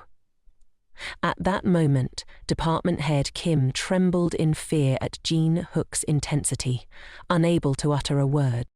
Ji-won, seeing this, brought the new proposal folder to Jin-hook. He accepted it and addressed everyone. For future proposals, they should skip the first confirmation and bring them directly to him for review. The meeting continued, and everyone in the room had their own expressions. Ji-won and Assistant Jang smiled cheerfully, while Department Head Kim looked both anxious and furious. Meanwhile, Jo Soo-men bit her lip in annoyance. The meeting wrapped up, and everyone filed out of the conference room to return to their desks. Ji-won let out a sigh. She had been really scared, but thankfully she had managed to resolve the situation smoothly. She hoped Assistant Jang wouldn't be asking for leave anymore. A message came in for her. It was from Assistant Jang, thanking her for the help. She said that from now on she would be less harassed. Another message popped up and Ji-won clicked to open it. It turned out to be from Jo Soo-men, reminding her not to forget their appointment this weekend. Ji-won thought to herself, did she have any plans with her this weekend? Either way, she wasn't going to go. She glanced at her calendar. Her mouth suddenly froze mid-drag. Gwan's face went pale all of a sudden. Wasn't this weekend the day of their class reunion from years ago? She really just wanted to erase all memories of that day. Back then, young Soo-men had promised to take her to a famous restaurant, but unexpectedly she led her to the reunion instead. As soon as her old classmates saw her, they looked down on her and whispered about her, assuming she must have begged Jo Soo-min to take her along. No one there welcomed her. Ji-won stood frozen, unable to say a word while they continued to gossip. Jo Soo-min smiled, linked arms with Ji-won and introduced her as her best friend. So, of course, she was there. Ji-won, feeling shy, excused herself to the restroom, but in there they were still talking about her. They even thought Soo-min was too kind-hearted and had suffered a lot because of her, yet still took care of her. In their eyes, Soo-min was such a sweet girl, always having to put up with Ji-won. Ji-won sat in the restroom, feeling despondent and stunned by their words. They even thought she was a bad friend. While they were chatting, one friend suddenly remembered seeing Ji-won go into the restroom and hurried outside. Inside, Ji-won burst into tears, memories flooding back. She recalled locking herself in the restroom for 30 minutes, and when she finally came out, there was no one left, not even Soo-min. Lost in her thoughts, Ji-won... Suddenly, she heard someone call her name. Turning around in shock, Ji-won recognized it was Assistant Un-ho, Hye-in, Ji-won's assistant. Hye-in called her name, jolting her back to the present. Hye-in asked what was wrong and why she was so deep in thought in the restroom. Ji-won awkwardly replied that she was thinking about work. Hye-in joked that she was like a busy bee and advised her to relax her mind for a bit. Then Hye-in asked if Ji-won had any plans for Sunday, as she wanted to invite her to hang out at Gajosue. Ji-won remembered she had a date with Soo-in on Sunday, so she told Hye-in she was already booked for that evening. Hye-in felt a bit down upon hearing Ji-won's response, but then suggested rescheduling for the morning instead. Ji-won happily agreed, and both of them were excitedly looking forward to their Sunday morning date. Hye-in was thrilled and told Ji-won to hang tight because they were about to plan an epic adventure. But suddenly, Ji-won realized the lipstick Hye-in was wearing. It was the same lipstick she had spotted in manager Jin-hook's car. Ji-won's mind raced as she recalled a rumor circulating in the company. Hye-in and manager Jin-hook were dating. Perhaps the rumors were actually true. In Ji-won's eyes, manager Jin-hook was a cold, distant figure, while Hye-in was outgoing, vibrant and friendly. Ji-won wondered how two people with such contrasting personalities, like fire and water, could possibly be a couple. She speculated that perhaps Hye-in's lively and energetic nature was what led her to agree to date someone like Jin-hook. Meanwhile, Hye-in was buzzing with excitement about her Sunday date with Ji-won. The two of them exited the restroom together, and as they walked, Hye-in couldn't stop introducing Ji-won to the stations. Ji-won confessed she had never been to the area before, and with a cheerful and confident vibe, Hye-in told Ji-won that she was a regular at a few spas in the area and knew quite a bit about them. Jin-hook had just stepped out of his office and overheard their conversation. He asked where they were planning to go this Sunday morning. Ji-won was about to respond when Hye-in swooped in, completely dodging Jin-hook's question, and whisked Ji-won away in a flash. Ji-won hesitated, glancing back at the manager, thinking to herself, can I really just walk away like this? If she did, the rumors about manager Jin-hook and Hye-in dating would definitely be true. That's why Hye-in had been acting like that just now. Early Sunday morning, Ji-won got a call from the Seoul eye care shop. They informed her that her ordered contact lenses had arrived and invited her to come pick them up. This time, Ji-won decided to reinvent herself and show up to the class reunion looking completely different. It was Ji-won's first time trying contact lenses, and she wasn't sure if it would hurt. She squeezed her eyes shut, and wow! Putting in contact lenses for the first time was definitely no walk in the park. All set, Ji-won hopped into a ride to Geo City Station. At the shopping mall, Ji-won noticed that Hyeen had been waiting for her for quite a while. Hyeen was utterly amazed by Ji-won's stunning new look. Ji-won felt a bit embarrassed by Hyeen's exaggerated expression and told her that it was her first time wearing contact lenses. Hyeen was very excited because she thought Ji-won looked beautiful wearing them. Hyeen firmly believed that even Kim Tae looked better in contact lenses than in frames. Suddenly, Ji-won remembered something and changed the subject. She turned to Hyeen and casually said that she had seen manager Jong-hook wearing contact lenses, and he looked way more handsome.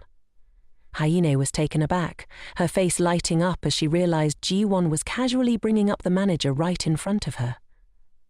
Ji-won secretly thought that maybe Hyeen wasn't a fan of others praising her boyfriend. Hyeen didn't deny it.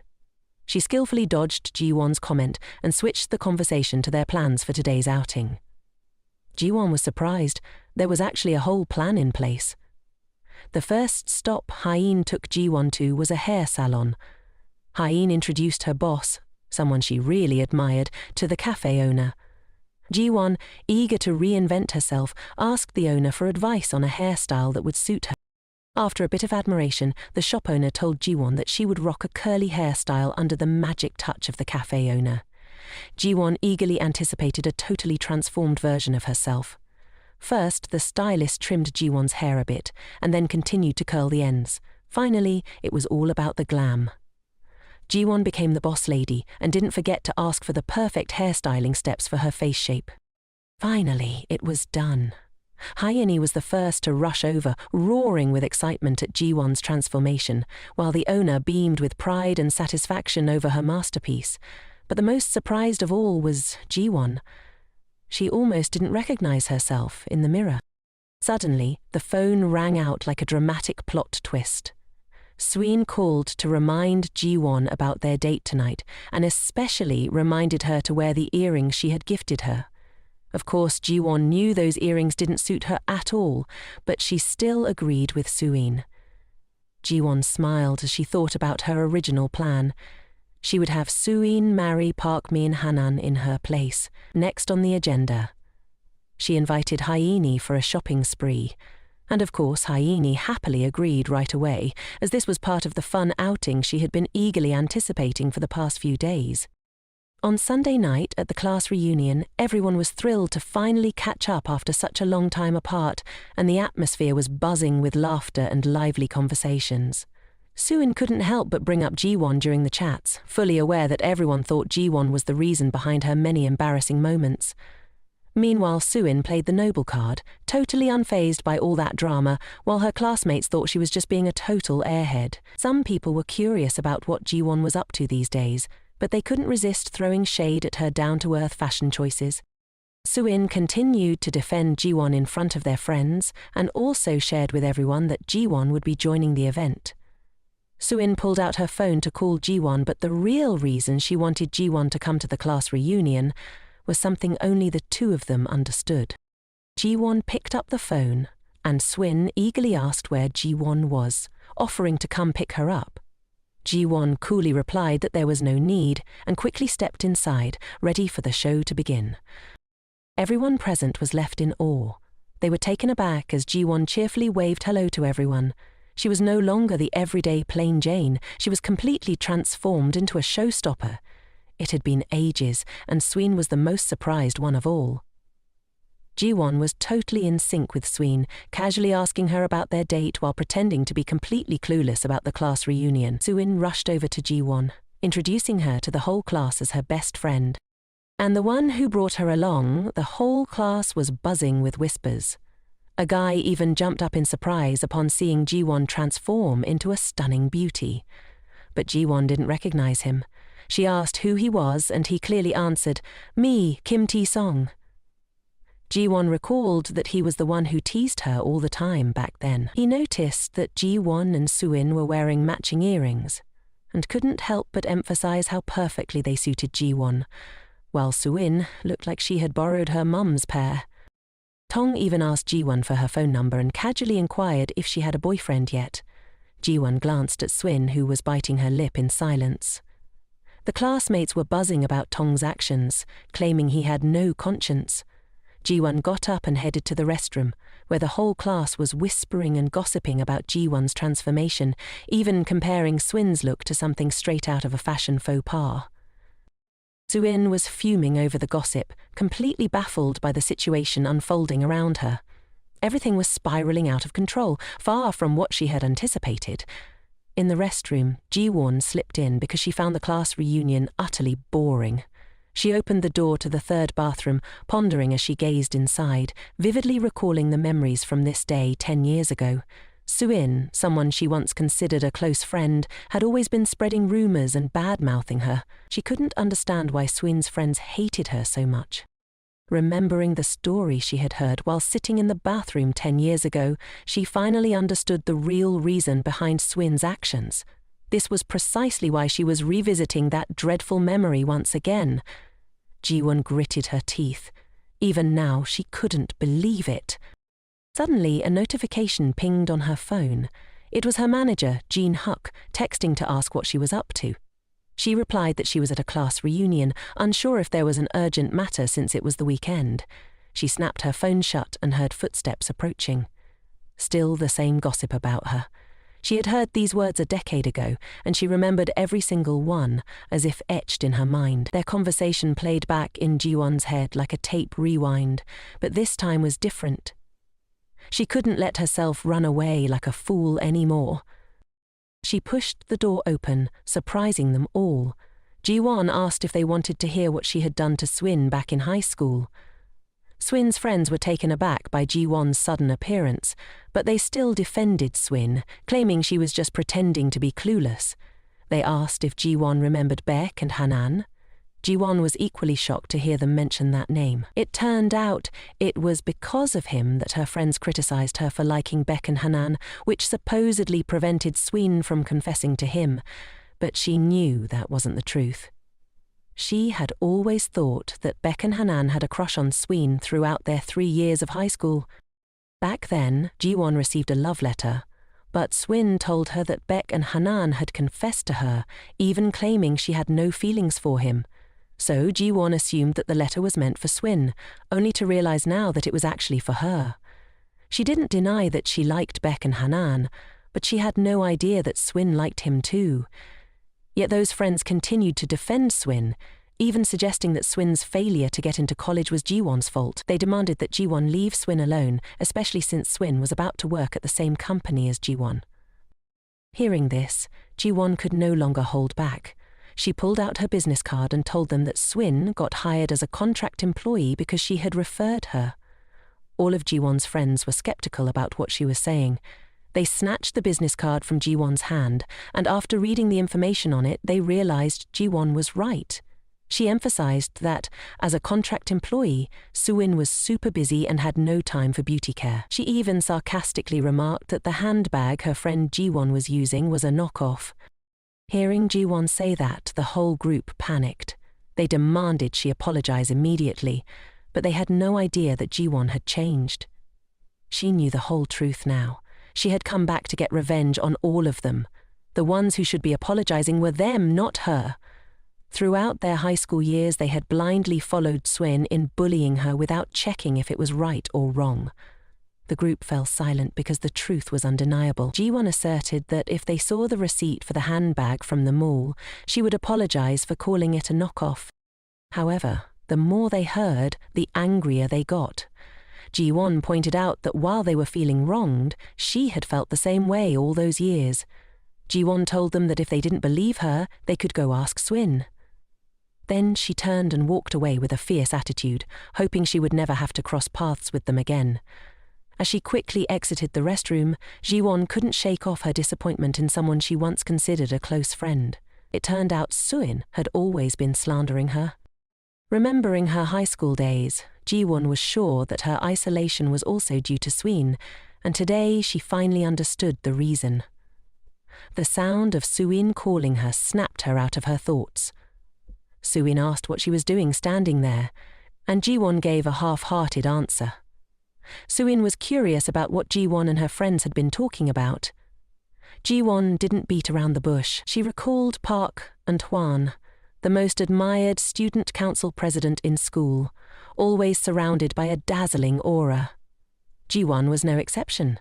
She had a crush on Park and Hwan.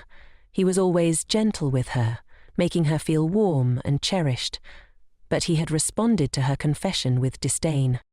Not long after, he confessed to Suin. Well, that was all in the past now. Ji-won encouraged herself, thinking back. She realized she hadn't seen Park and Hwan at the class reunion, which she thought was for the best. Outside, Park and Hwan had just gotten out of the car and were calling a classmate to let them know he had arrived. Meanwhile, Ji-won was still reminiscing about the past with Park and Hwan, wondering if he was even more handsome than before.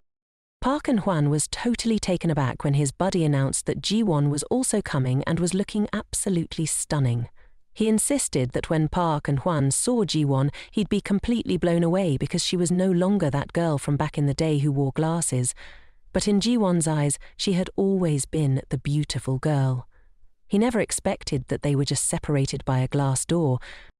Ji-won, feeling down, was getting ready to leave. She tried to pep herself up and shake off the gloom, but the tears just kept flowing. The door swung open, and she dashed past Park and Hwan as he walked in. "Wait a sec."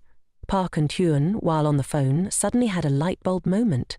He realized that the girl who had just zipped past him was none other than Ji-won. "Hey, Ji-won." Ji-won turned around and recognized Park and Hwan, her first love during her younger years. Park and Hwan happily gazed at Ji-won, instantly recognizing her. Finally, after searching for her for so long, he had found her. But as for Ji-won, upon seeing Park and Hwan, the part of her memory she least wanted to recall came rushing back. She turned and ran, wondering why on earth she had to bump into him at this very moment. But how could Park and Hwan let Ji-won walk away like that?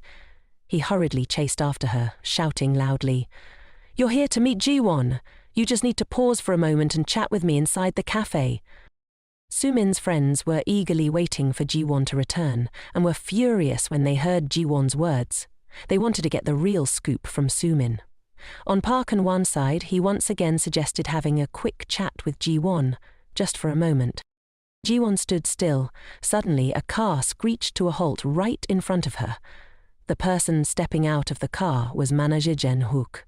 Hearing his voice left Ji-won in shock, wondering what the department head was doing here. Park and Hwan shouted, insisting he wanted to talk to Ji-won. Ji-won frowned and tightly shut her eyes, unsure of what to do next. Clearly, in the past, Park and Hwan was the one who walked away first. He had said there was nothing left to discuss, so now, what did he even want to talk about with her?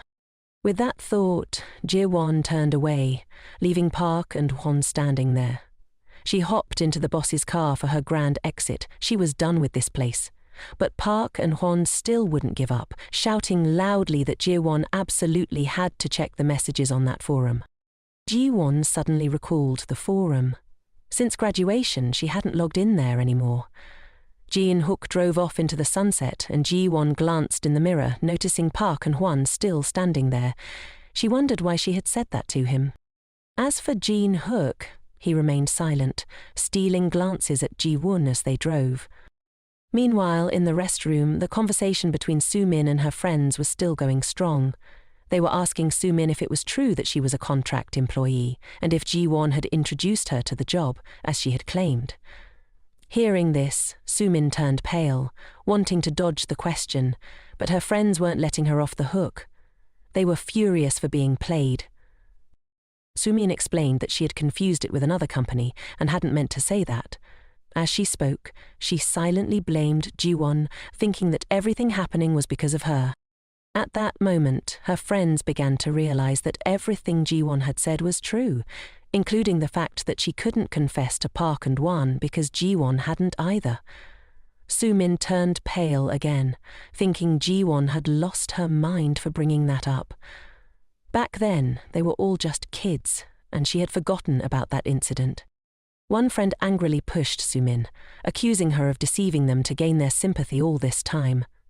Soo-min shoved the girl away, shouting that she wasn't lying. Nevertheless, Soo-min tried to explain that she had hidden the company details because she was worried Ji-won would get scolded by everyone. However, Soo-min's friends no longer believed her. They realized that it was Soo-min's lies that had caused Ji-won to be scolded. In a last-ditch effort, Soo-min turned the tables, accusing them of being the ones who had picked on Ji-won. She never wanted that. Why were they now turning against her? Feeling utterly disappointed in her friends, they had nothing left to say to Soo-min.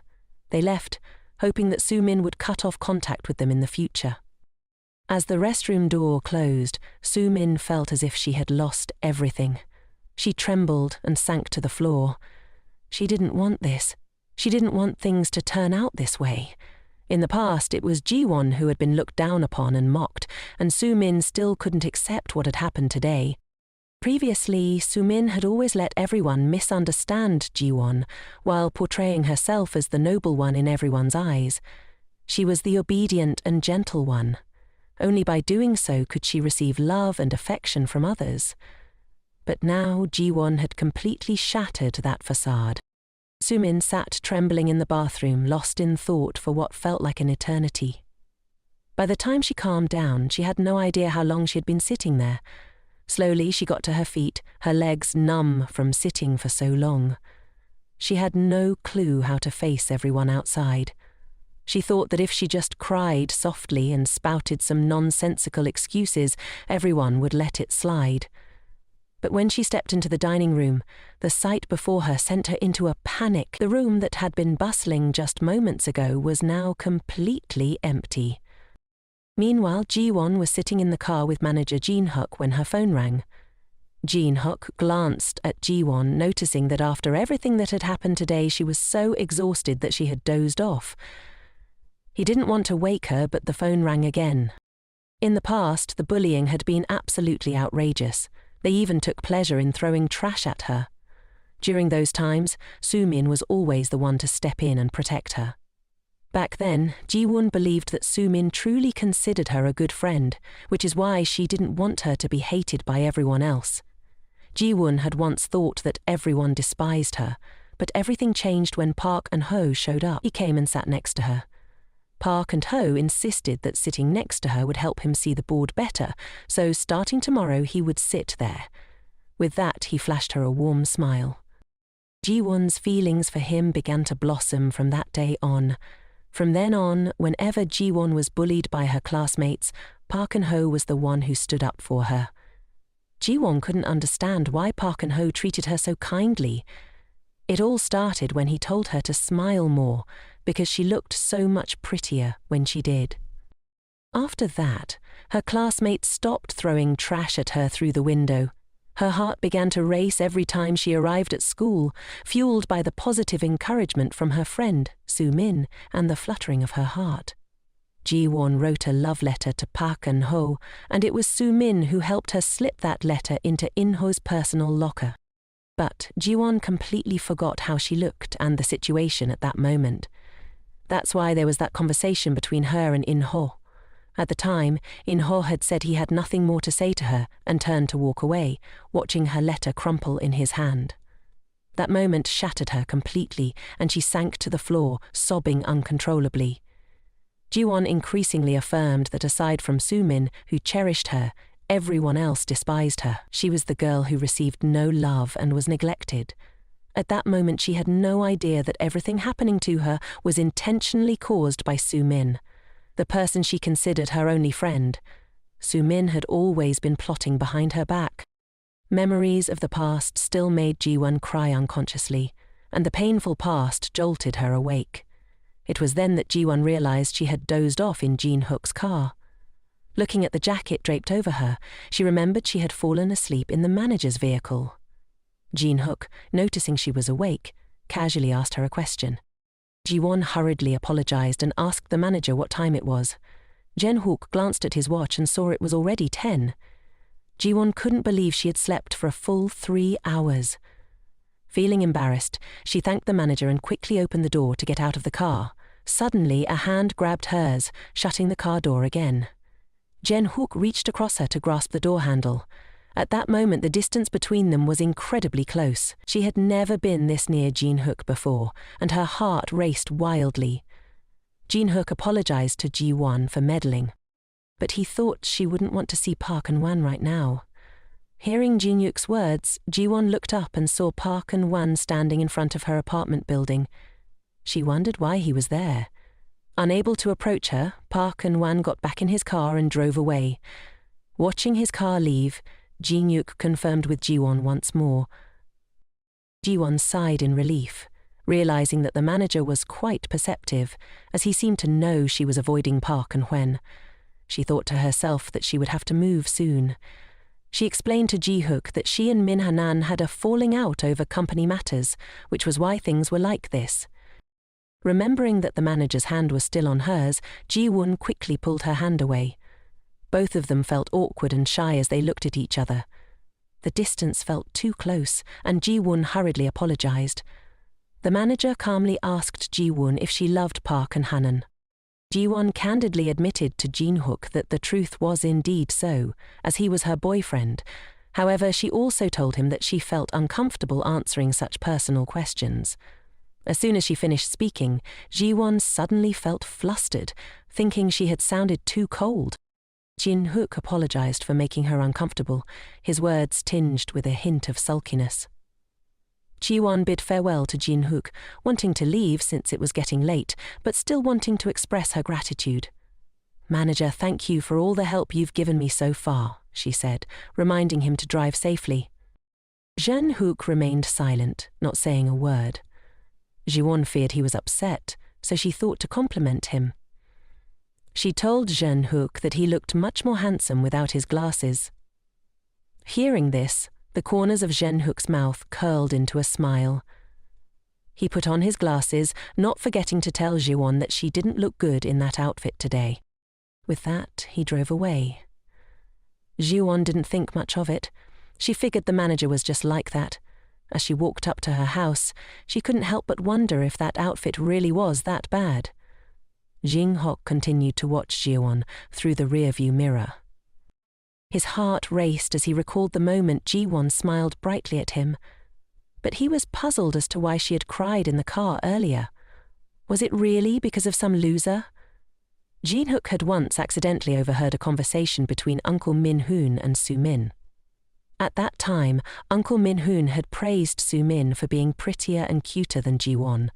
Jin-hook was furious, unable to understand why Ji-won would love someone like that. Did she really love him just because he was her boyfriend?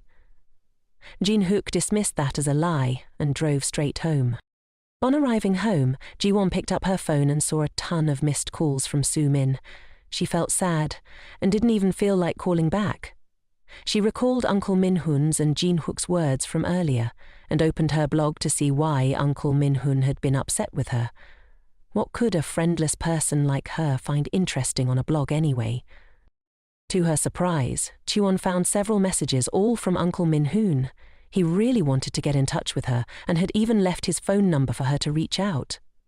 All these messages had been sent to her over time, and she had no idea. Even though he hadn't received a reply from her, he kept messaging. Ji-won didn't understand why he would do that. He even mentioned that he kept using that phone because of her.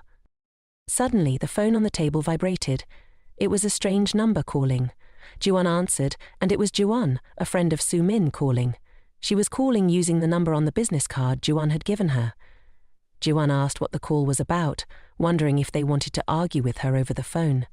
But no, she called to apologize to Ji-won because of everything that had happened. They realized that because of them, Ji-won had to endure a lot of hardships. They had only listened to Soo-min and thought poorly of her, and they hoped she would forgive them.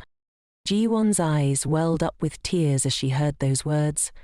She candidly replied that even if she accepted their apology, she didn't have the courage to meet them again.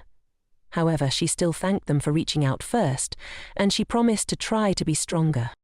The 3 classmates thanked her for forgiving them, By the way, while talking, they reminded Jiwon that Andor wanted to get in touch with her. Jiwon had no idea that Andor was sitting with them at that moment.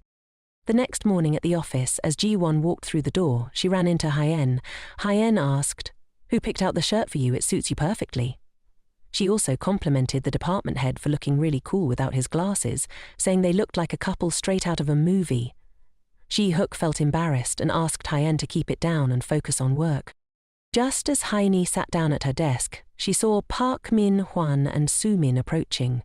Both of them were surprised when they looked at Ji-won. Min-hwan couldn't believe his eyes and instinctively smiled at Ji-won's transformation. She looked just like a famous actress. Soo-min, however, felt annoyed when she saw Min. Min-hwan rushed over to Ji-won, asking what had happened and why her style had changed so much.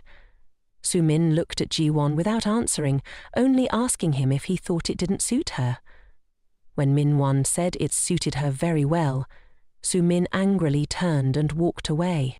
Min-juan leaned closer to Ji-won, telling her that although she looked beautiful, she shouldn't dress like that at the office anymore. He was worried someone might be watching her. Min-juan was hinting at department head Jun-hook, who usually wore glasses and a tie, but today looked really cool. He thought Jun-hook was trying to charm Ji-won. Min-juan then turned to ask Ji-won out after work like usual. Ji-won declined, saying she already had plans after work. Later, Ji-won went to a nearby cafe. As she pushed the door open, she saw Uncle Min-ho had already arrived. He was waiting for her. Ji-won sat down across from Min-ho and hesitantly asked him why he had been sending her messages on the blog for years. Min-ho honestly replied that he had been in unrequited love with Ji-won throughout their 3 years in high school. Ji-won was taken aback, unable to believe what she was hearing. Min-ho knew that his misunderstanding had ruined everything, and he apologized for hurting Ji-won. Seeing Ji-won silent, Min-ho realized she had a boyfriend, and he wanted to meet her not to make things difficult, but simply to be friends again, occasionally checking in on each other's health, grabbing coffee, sharing meals, and chatting. If they were friends, that would be perfectly normal, right? Ji-won smiled and agreed with him. After rekindling their friendship, Ji-won learned the truth from that year. It turned out that Soo-min had intercepted the love letter Ji-won wrote, and Park Min-hwan had deeply liked her. Ji-won couldn't bring herself to tell him that, in fact, she had also liked him a lot. If that venomous Soo-min hadn't done what she did, maybe Ji-won would have been married to Park Min-hwan, the one she liked. She wondered if she would have been happy, or if he would have held her and cried for her. Suddenly, someone called her name. She felt tears welling up as she realized it was manager Jin-hook. Why did he always show up when she was feeling down? Curiously, she asked why he was there at this hour. The manager politely apologized for not informing her beforehand. He mentioned he had seen Park Min-hwan come by for a while before leaving. The manager reminded her to be careful. That's when Ji-won called out, "Manager, Jo Minan is my boyfriend and has nothing to do with you, so please don't wait outside my apartment because of this." The manager hesitated for a moment before replying, "Ji-won, the person you fear and want to avoid is also called your boyfriend. You see him every day. Don't you know why you endure and tolerate Soo-min's jealousy?" Ji-won directly asked the manager what he really wanted to say. The manager turned away and said, "I hope you won't cry alone anymore. I can't bear to see that." Ji-won felt annoyed and asked, "Are you this concerned about another girl? Does Hyen know?" The manager froze and asked, "What?" Ji-won angrily stated, "I know the two of you are in a relationship." Didn't he feel guilty towards Hyeni? The department head looked a bit flustered, and Ji-won mentioned that even though it was just her hunch, it seemed like that was the case. She added, "So please don't pay any more attention to me, or else I'll spill all the tea to Hyeni." Little did Ji-won know, the boss was about to reveal that the relationship between the two was nothing like she imagined. "Hyen is my little sister," the department head said. Ji-won's face went pale as she asked again. The department head urged her to keep this under wraps at the company since it was a bit of a sensitive situation. He clarified that he didn't show any favoritism toward Hyein, even though she was his sister. He just hoped Jiwon wouldn't get the wrong idea. Jiwon finally realized they were actually siblings. The department head added that, although he had a crush, he was still flying solo. A moment later the phone rang with a cheerful beep. Hyeini's voice, tinged with exhaustion, asked, "Why are you calling me at this ungodly hour? I still have to finish my plan." Hyeini told her that Jiwon already knew they were siblings, which made Hyeini extremely unhappy. Jean-Hook suggested she could pretend not to know. Hein retorted, "Is it really the right time for you to meet my benefactor?" She scolded her brother for putting pressure on girls and warned him that if he kept it up, he might end up in the long-term singles club. Jean-Hook asked back, "What's the difference between them?" Hein inquired if he was going on a business trip next week and promised to help him in every way possible, but reminded him not to act recklessly. The reason she helped her brother was because she thought that men like Hangyu were just total losers. Everyone in the company knew about that guy and Sumin's little romance, but since Sumin was Jiwon's best friend, she decided to let it slide. However, Hyeini added, this is definitely something we can't overlook. Jiwon had made her grand return home. She flopped down on the bed, utterly exhausted, replaying the scene from earlier in her head. The words of the department head echoed in her ears. Jiwon buried her face in her hands, tears streaming down her cheeks as she wondered why she had done that back then. It's like going on an adventure solo, isn't it? Park and Han's story really took her by surprise. It turned out there were so many people who cared about her, including Hyein and Assistant Jane. If she had been braver back then, would the plot have twisted differently? Suddenly, Jiwon reminded herself to stop daydreaming. Love was a luxury she couldn't afford. She would stop at nothing to get revenge on the couple who ruined her life and absolutely would not live like before. The next day, Park Min-hwan was surprised to receive the food package Jiwon had sent over. She smiled beautifully, thinking he hadn't had breakfast, so she bought him an egg sandwich, unsure if he'd like it. Min-hwan joyfully moved closer to her. Of course he liked it. He wasn't angry at all, and kindly asked if she had gotten home late yesterday. Jiwon smiled apologetically, saying she was so tired that she just went to sleep as soon as she got home. Min-hwan thought to himself that she had been distant for a while, but now she seemed back to normal. However, since she was so beautiful, he let it slide. He suggested that if she was going to be late in the future, she should just call him to pick her up. At that moment, Su-min chimed in, asking Jiwon if she had a date today, since she was all dressed up and made up for work.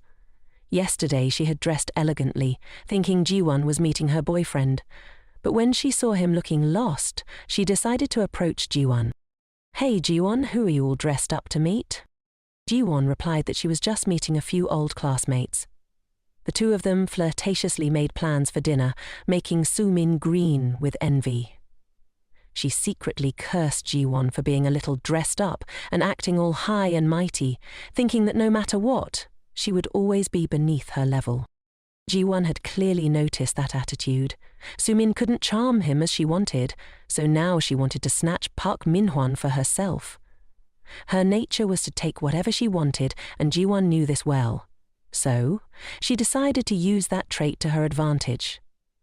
Su-min was now completely in her grasp, with no way to escape. Just then, Haine appeared and apologized for being late due to traffic on the bus. Cheerfully, she wished Jiwon a good morning. Jiwon smiled back at Hyeini. It was only now that she realized, upon closer inspection, that Ji-hook and Hyeini looked quite similar. Just then, Ji-hook glanced over, and Jiwon blushed, quickly turning away. His comment about not having a girlfriend but liking someone yesterday was full of implications. A little later, Jean-hook announced in the meeting that Assistant Jane's proposal had been selected for the new product project, set to launch in the summer. Everyone should prepare for overtime, and once the design department finished the prototype, they should start field surveys. Team leader Kim felt extremely annoyed. Assistant Jane thought to herself that although this was good news, working overtime meant no one would be able to take care of her child. Jean-hook also announced that he would be absent soon due to a business trip, and Assistant Jane would be in charge of his work. Assistant Jane nodded, thinking that if she did well this time she would get promoted soon, but she would probably be much busier. Her child was surely waiting for her to come home first and foremost. She would strive to provide her child with a fulfilling life. She could not let this project slip away. At that moment, she unexpectedly received a message from Jiwon, who had a favor to ask of her. Assistant Jane was taken aback when Jiwon expressed her desire to join the team, but why was Soo-min involved too? She knew the two had a great relationship, but this project was crucial. She understood Jiwon's intentions to promote Soo-min to a full-time position, but she feared that Soo-min still had many shortcomings. Jiwon replied, "It's not that I'm convinced, but I believe Manager Kim will try to sabotage the project." Assistant Jane, confused, asked how that related to Soo-min. Jiwon responded that it seemed Manager Kim had feelings for Soo-min. Assistant Jane was utterly shocked. "That old man, 40 years old, with a 20-year-old girl?" Jiwon nodded. "That's why his head is balding like that," Assistant Jane concluded. "So, Jaewon, you're saying that if Soo-min joins the team, Manager Kim will recklessly sabotage the project?" Jiwon nodded. "If we want to succeed this time, we need Jo Soo-min."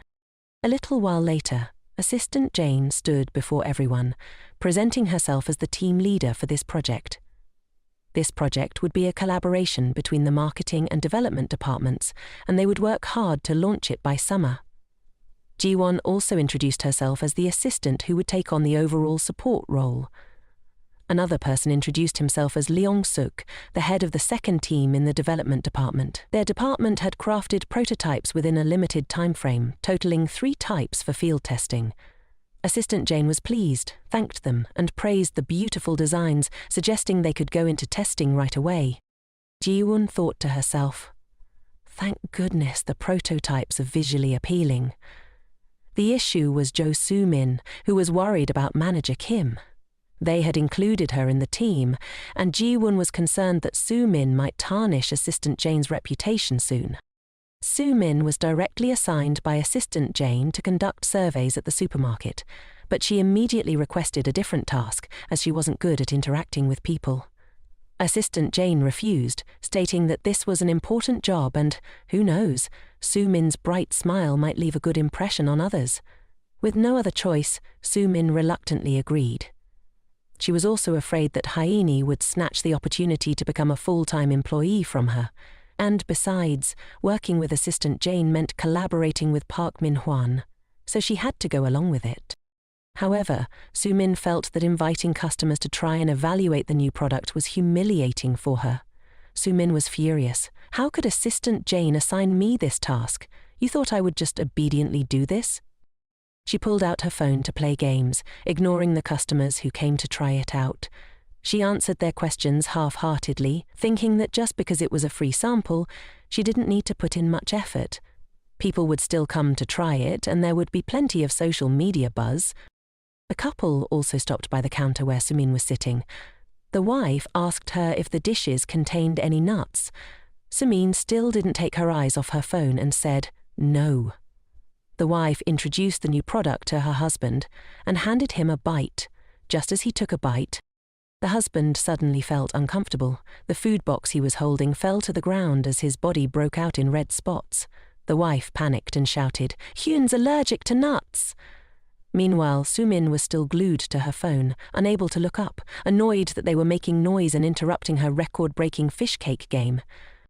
Seeing Soo-min's attitude, the woman couldn't hold back anymore. She yelled, demanding to know why Soo-min said the dishes didn't contain nuts, and how she planned to take responsibility for this.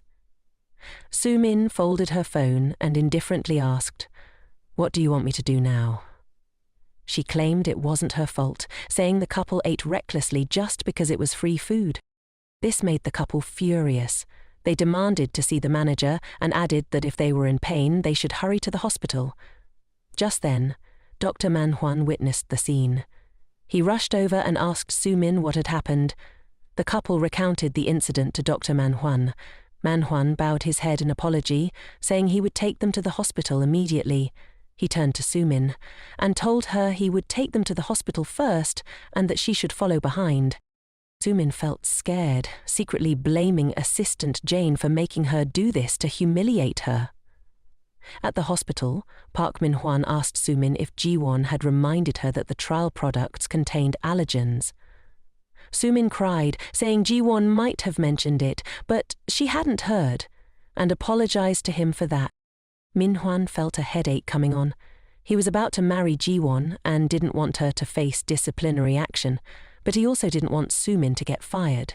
He suggested that Sumin shouldn't talk about this with anyone and told her to go apologize to the customers so they wouldn't file a complaint with the supermarket. Hearing Min-hwan agree to help her, Sumin hugged him tightly to thank him. Sumin said that even if she got fired, it wouldn't matter, but she was worried about Ji-won. Min-hwan comforted her, thinking that Ji-won had truly found a great friend. He urged her not to worry and to trust him. Min-hwan reached up to wipe her tears. In that moment, Sumin was determined to win this man over. Meanwhile, Ji-won was working, thinking about how Sumin and Min-hwan were managing their business. Just then, her phone rang. It was Uncle Min-hwan calling. He asked her why she hadn't told Sumin that the third sample contained peanuts. Luckily, he had arrived just in time to resolve the issue, or it could have turned into a big problem. Ji-won remembered that she had already discussed this with Sumin and realized everything. She didn't want to say anything more. Ji-won instructed him not to tell Sumin that she knew about it and asked him to comfort and reassure her on her behalf. Ji-won chuckled to herself, realizing that Sumin had truly lived up to her expectations. That evening at Assistant Jen's house, as soon as she walked in, she asked if her child had been well behaved at home and if they had troubled the grandparents. She asked her mother if the baby had been a handful, and her mother replied that the child had been very well behaved. Her father and husband asked if she was hungry and urged her to shower and come eat, saying they had prepared kimchi soup. She obediently went to take a shower. It had been a long time since she had bathed with such a light heart. It felt right to follow Ji-won's advice. She remembered a few days ago when she had shared her worries with Ji-won about not having anyone to look after her child. Ji-won had suggested that she asked her biological parents for help, but her parents thought she was living happily and didn't know that her husband had lost his job. She didn't want them to worry. Ji-won encouraged her to reconsider, saying that parents often think of their children and would do anything for them. She hoped that she could have an honest conversation with her parents. Who knows, they might become a solid support for her. She had thought a lot about it and couldn't give up on this project. If she got promoted, her family could live a happier life. Just as she finished her shower and stepped out, her husband rushed over to ask why she was calling her parents and talking about him losing his job. He told her she was crazy. Didn't she just need to go to work early and do overtime? She told him she had to work overtime with the staff at the company, and if he was uncomfortable, he could just leave the house. This house was under her name, and she was the one who paid for both the mortgage and living expenses. He raised his voice, questioning if she was trying to show off just because she had money. Furious, she told him to either go out and earn some cash or stay home and take care of the kid. If he didn't want to be kicked out of the house, he'd better get his act together. The next morning, as soon as she stepped into the office, Ji-won received a call from Assistant Jen. Listening to her, Ji-won said she was doing great, and from now on she could finally breathe easy. Assistant Jen thanked her, and Ji-won felt happy for her, since everything seemed to be settling down. While they were chatting, Manager Jen Hook approached her, causing Ji-won to jump a little. He asked if she was done talking with Assistant Jen. She replied that she was finished, but if she remembered correctly, today was his business trip day, so why was he here? Jin Hook explained that his flight was in the afternoon. He mentioned he had a few things to discuss with her, so he stopped by the office for a bit before heading out. Ji-won was puzzled as to why he would come all this way to talk when he had a trip coming up. The two of them headed to a cafe on the first floor, and as she followed him inside, she muttered to herself that she should have just kept talking to Assistant Jane. Jung Hook asked Ji-won what she wanted to drink, and she shyly replied that she'd like an Americano. When the cashier mentioned a free sandwich, Ji-won recognized the voice as very familiar. She looked up, over Jung Hook's shoulder, and realized it was Park Man-han. Jung Hook pulled out his card to pay, and Man-han greeted Ji-won with a bright smile, surprised to see her there. Ji-won was taken aback. Jeong-hyu was equally surprised, not expecting Ji-won to know him, and shot Man-han a not-so-friendly look. Man-han recognized him as the guy who picked Ji-won up at the class reunion and asked if he was Ji-won's boss. Ji-won felt confused when Jin-hook asked Man-han if he was the one who yelled at her to check the block. Man-han admitted it, saying he was running a cafe here and suggested they meet up more often in the future. Ji-won awkwardly agreed. When their drinks arrived, she wondered why, out of all the cafes, it had to be this one. Jin-hook asked if they were classmates. He pointed out that Man-han hadn't mentioned he was opening a cafe here. She told him she didn't know why either, but she was aware it was because of his unrequited feelings for her. She asked Jin-hook if there was something he wanted to tell her. Jin-hook sipped his coffee and mentioned that while he was on a business trip, Manager Kim would take over managing the work. He informed her that Assistant Jane's project wouldn't go through Manager Kim, but would report directly to the hubs. Ji-won asked if he knew about the poor relationship between the two of them. He told her that was a personal matter for both of them, and as a superior, it wasn't appropriate for him to interfere, but if the man was fair in his dealings, things would be different. Ji-won inquired if, in a situation like the last time, Manager Kim could face disciplinary action. She smiled and thanked the manager for his concern. Such a hint was indeed not a waste of time. Over tea, she reminded him to be careful on his business trip.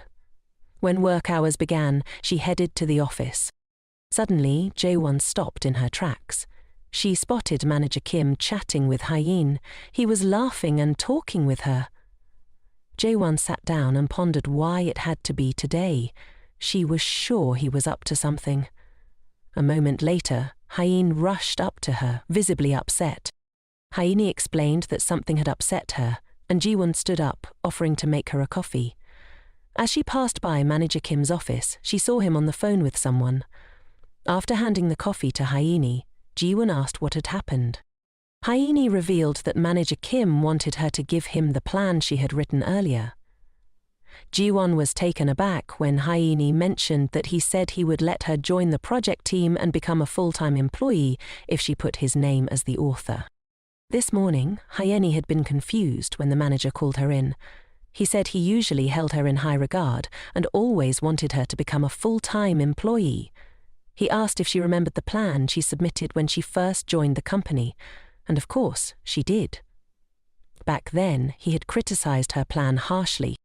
Thinking of this, Hye-in decided to act as if she had never heard the earlier proposals. Manager Kim told her to reconsider, asking if behaving this way would really help her become a full-time employee. Hye-in angrily turned back and asked if he was trying to threaten her. He calmly replied that she should think carefully if she didn't want to be fired. Hye-in couldn't stand the thought of her brilliant idea being snatched away by someone else, even if it meant risking her job.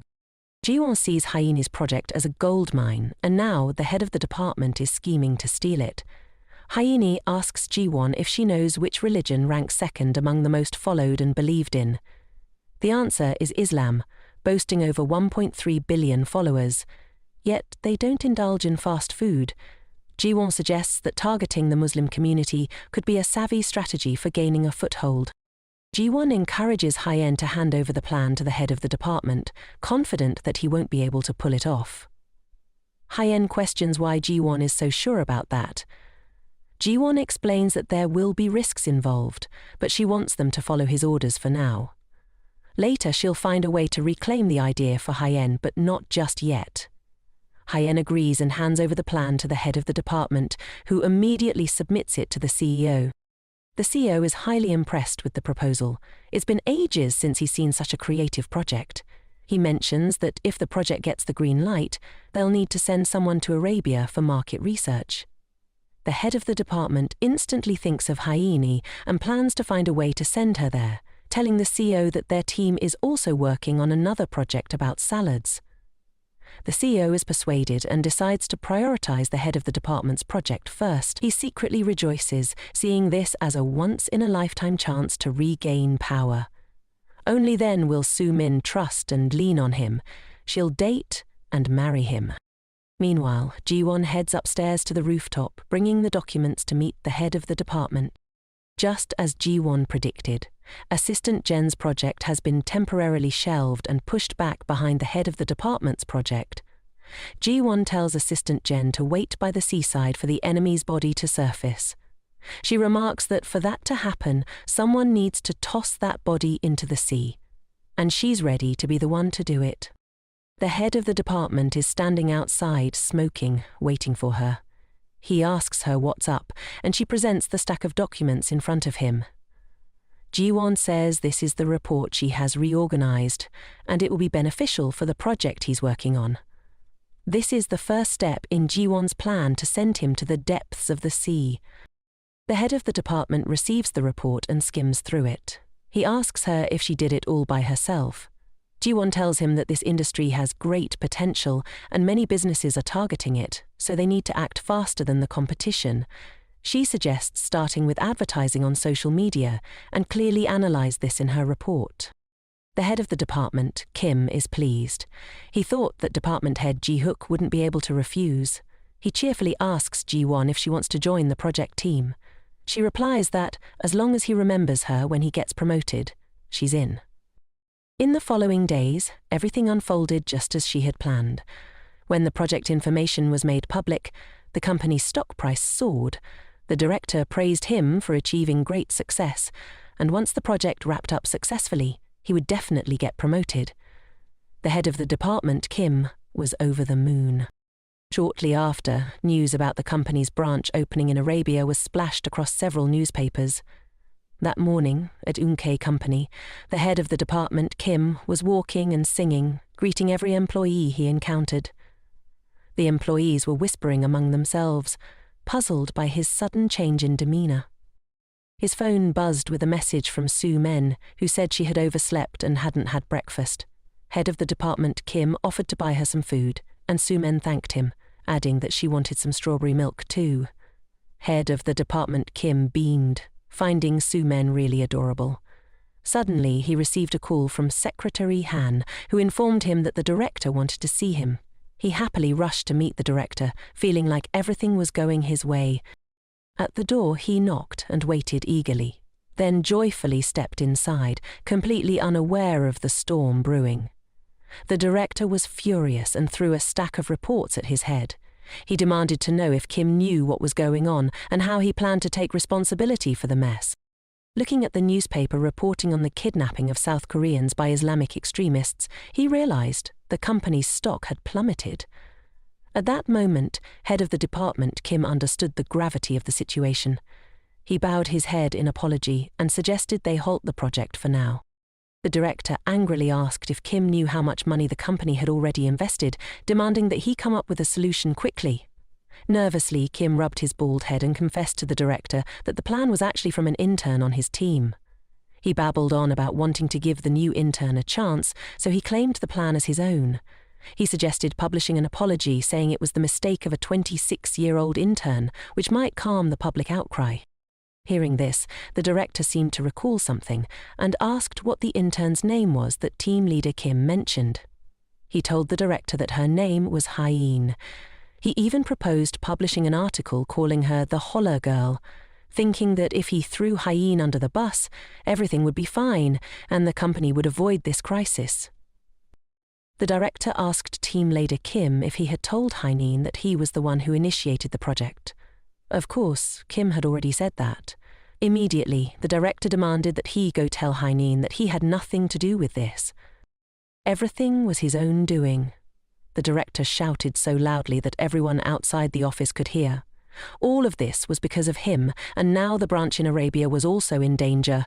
Team leader Kim walked out dejectedly, and everyone looked at him, whispering, "Because of him, everything is in chaos." At this moment, team leader Kim could only hang his head in silence. He didn't dare say anything. Pulling out a strawberry milk box from his bag, he tried to cheer himself up, reminding himself that he still had Sue Men by his side, and together they would get through this tough time. But when he brought the drink to Sue Men, she said she didn't drink strawberry milk. Confused, he asked why she had told him this morning that she wanted to drink it. Sue Men turned away without answering. Team leader Kim couldn't understand why she had changed her mind like that. Everyone in the office looked at him with sympathetic eyes. He gritted his teeth. It was all Jiwon's fault. She definitely knew Hyein had connections, which was why she befriended her. If he hadn't listened to her and leaked the documents to the press beforehand, things wouldn't have gotten this bad. Using the excuse of needing to submit a report today, he vented his frustration on Jiwon. But of course, Jiwon was already prepared. She had placed the report on his desk and texted him about it.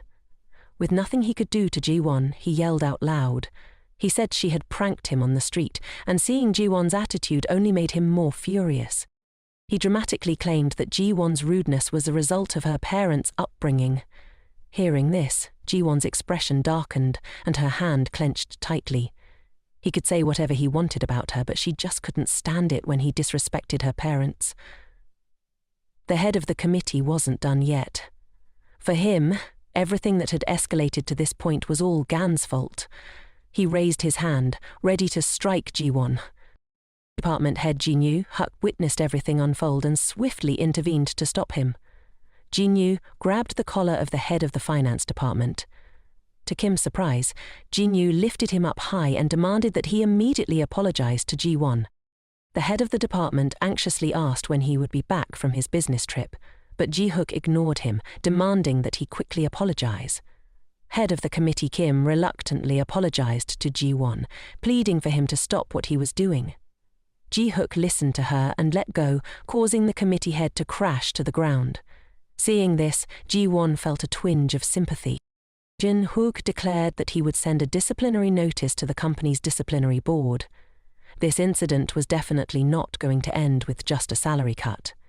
A few days later, the head of the committee received the company's disciplinary report.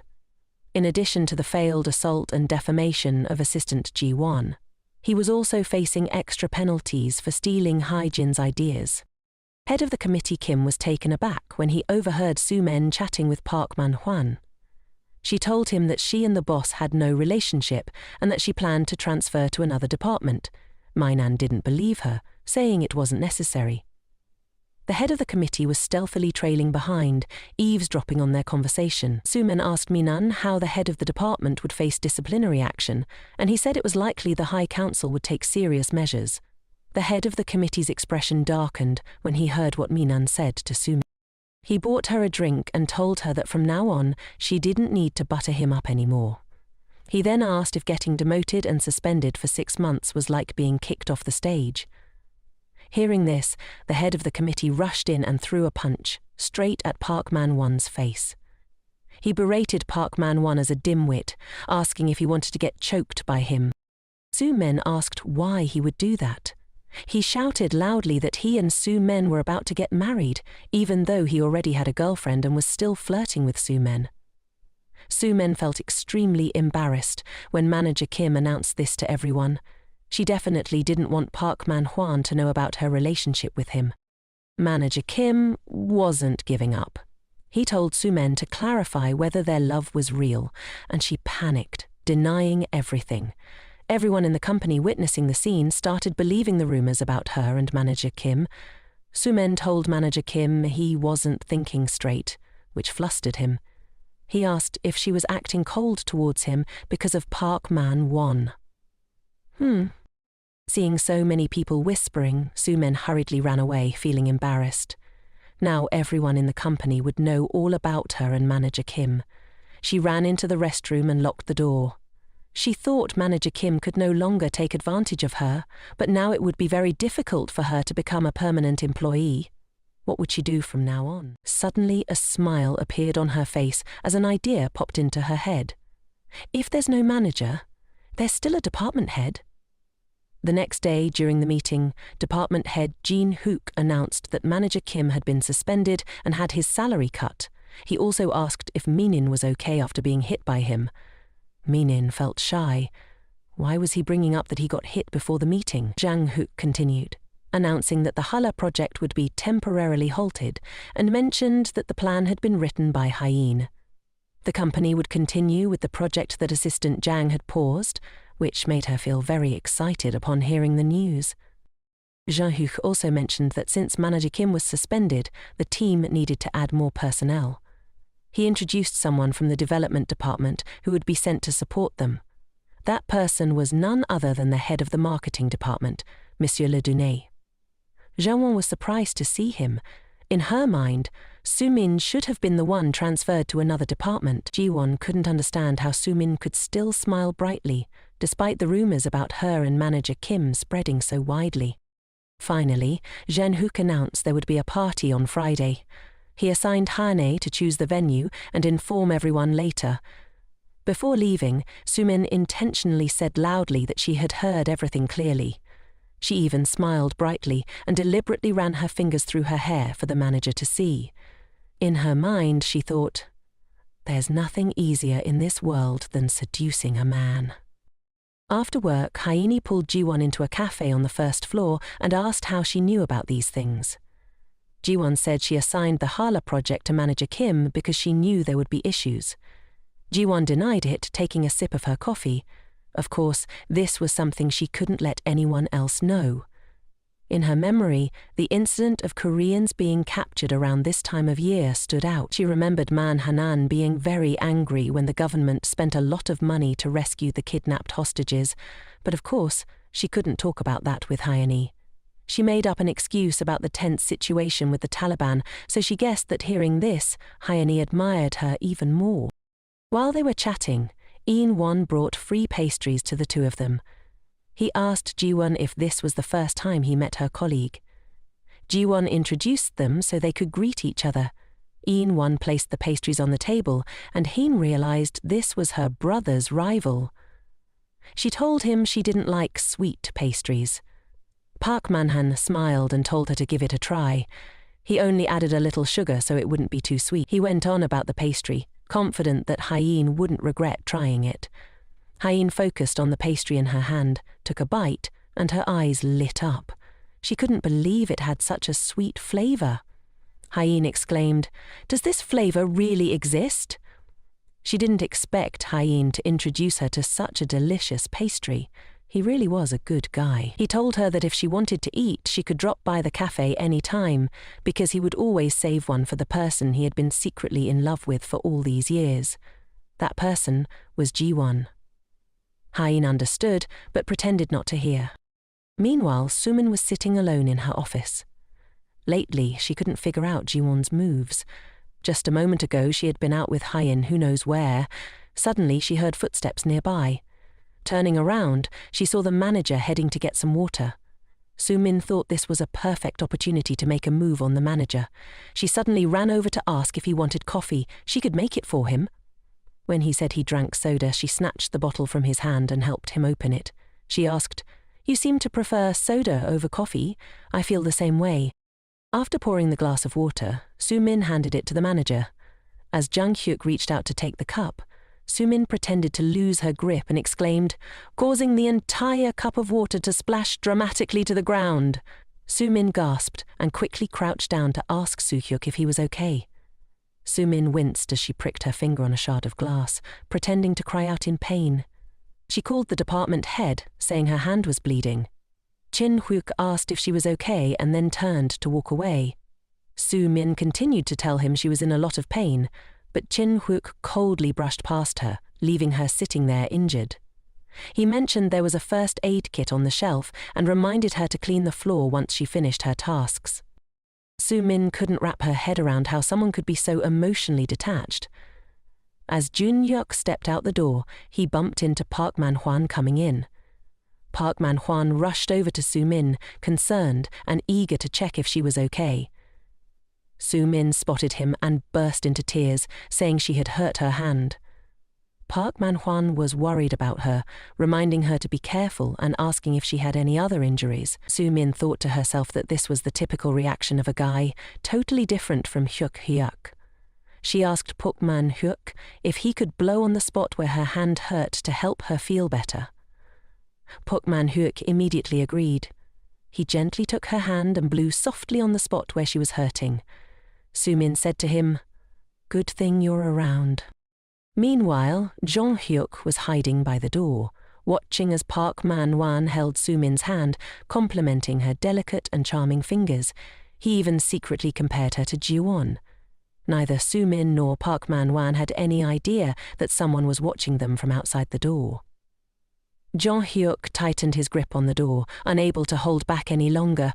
He thought to himself, "You can't let Ji-won keep dating a loser like Park Man-hwan. If Ji-won finds out the truth, she'll have to endure more heartbreak." Just then, he spotted Ji-won and Hye-in returning.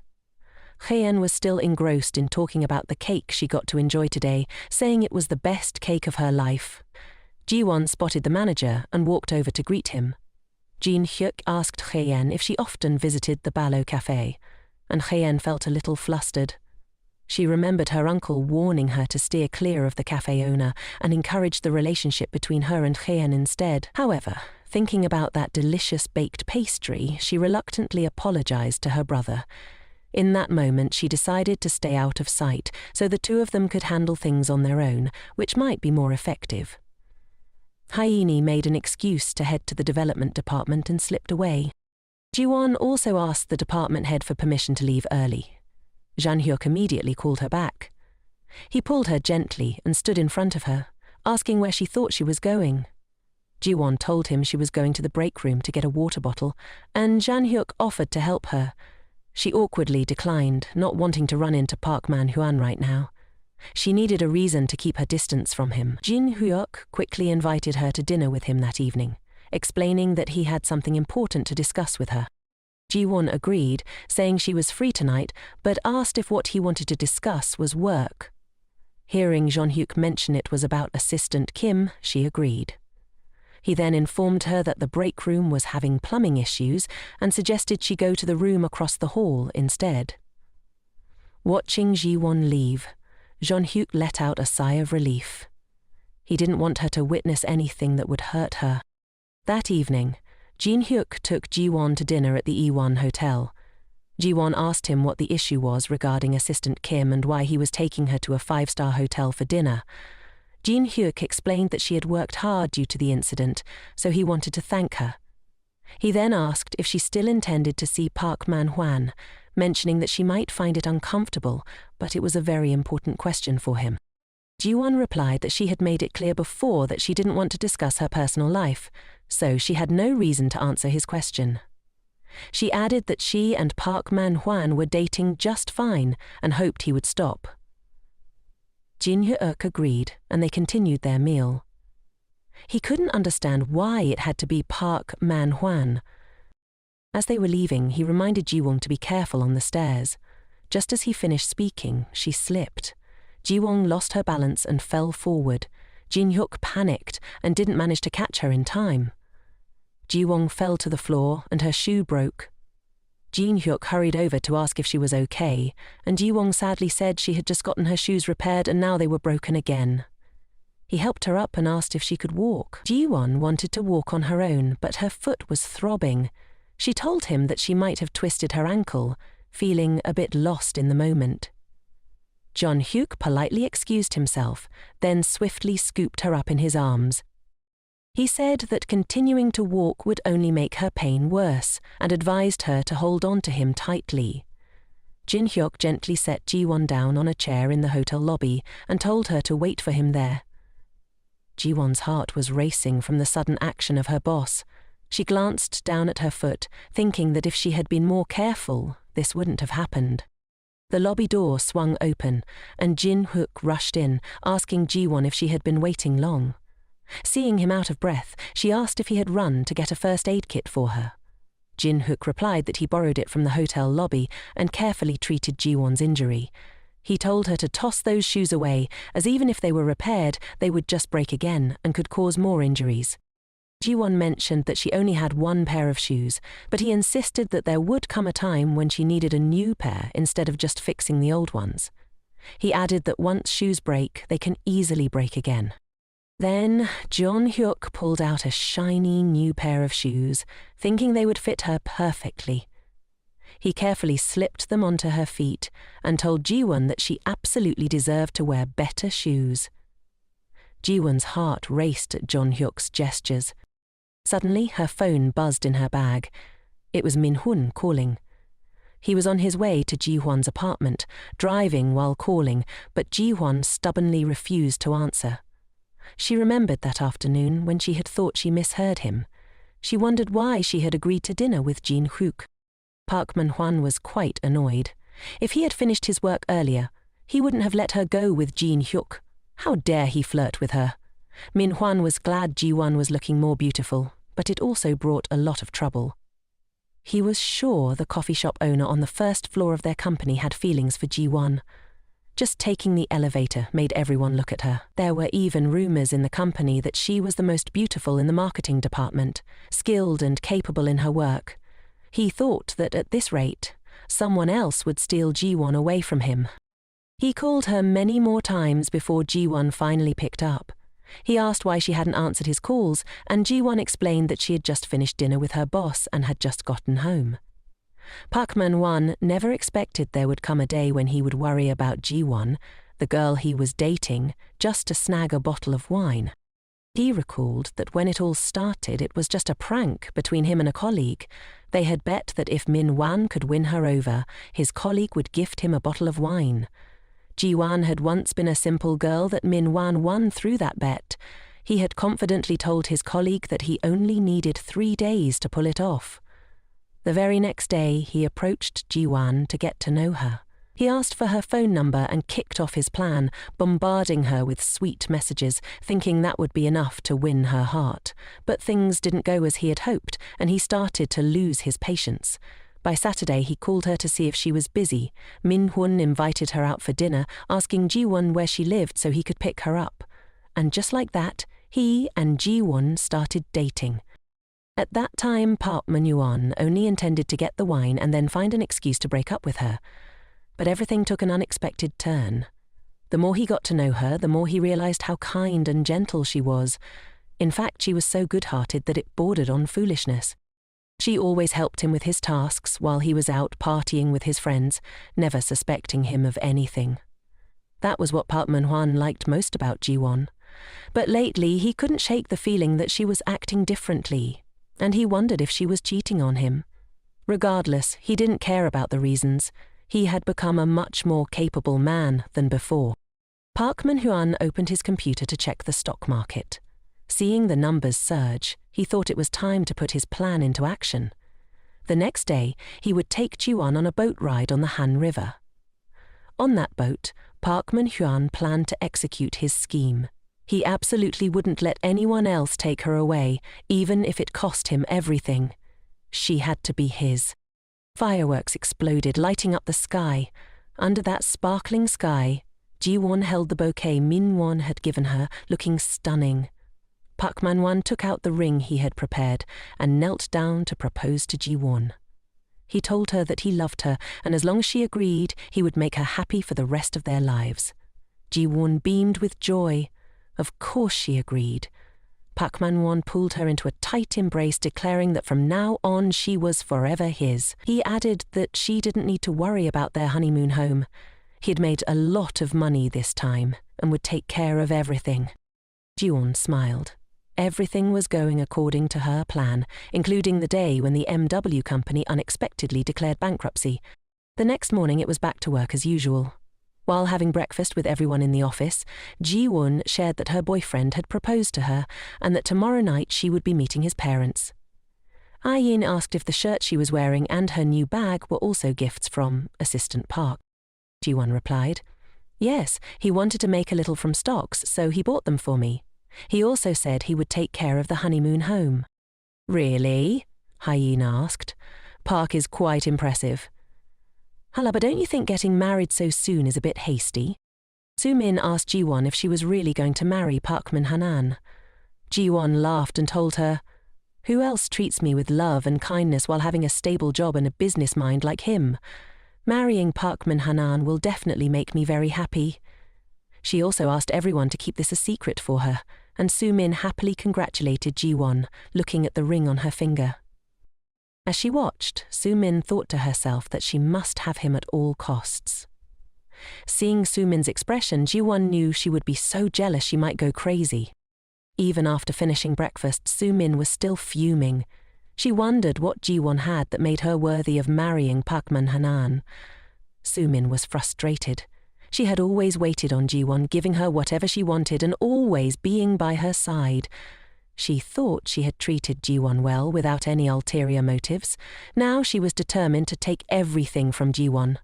Dumping the leftover food from her tray into the trash, Soo-min swore she could not let Ji-won live happier than she. Back in her office, Ji-won opened her account to check her pharmaceutical stocks. Currently, the stocks she held were up by 170 million. She thought this money would be enough for her to move out and quit her job after breaking up with Park Man-hanan. She then looked up the tech company MW's stocks, which were continuously dropping in value. Holding the financial newspaper in her hands, reading about the stock market situation, Park Man-hanan couldn't hold back his frustration. He threw the paper down on the table and angrily called the MW security staff for advice, but no one picked up. Clearly, he had told himself that this was a great opportunity, one that no one knew about, so he had invested all his money into buying these stocks. Now, his 40 million was just a pile of worthless paper. If Ji-won found out, she would definitely not agree to marry him anymore. He decided to hide this from Ji-won, planning to make profits from other stocks instead. For now, he would call his parents to borrow money. He regretted buying her that expensive designer bag. He wished he had just bought her a knockoff instead. Ji-won came looking for him and said that everyone was waiting for him to go celebrate Assistant James' project. Park Man-won said he had forgotten and casually tossed the newspaper he had just read into the trash, fearing she would see it. He told her to ride in his car, and Ji-won agreed, even suggesting that Soo-min join them, which Park Man-won naturally accepted. Ji-won glanced back at the newspaper Park Man-won had thrown away, secretly smiling, knowing this would happen even before he did. Today, their office was going out for a barbecue, a place chosen by Hyeen. Hyeen told everyone to focus on eating, while she would take care of grilling the meat. Everyone praised her grilling skills, saying they were truly amazing.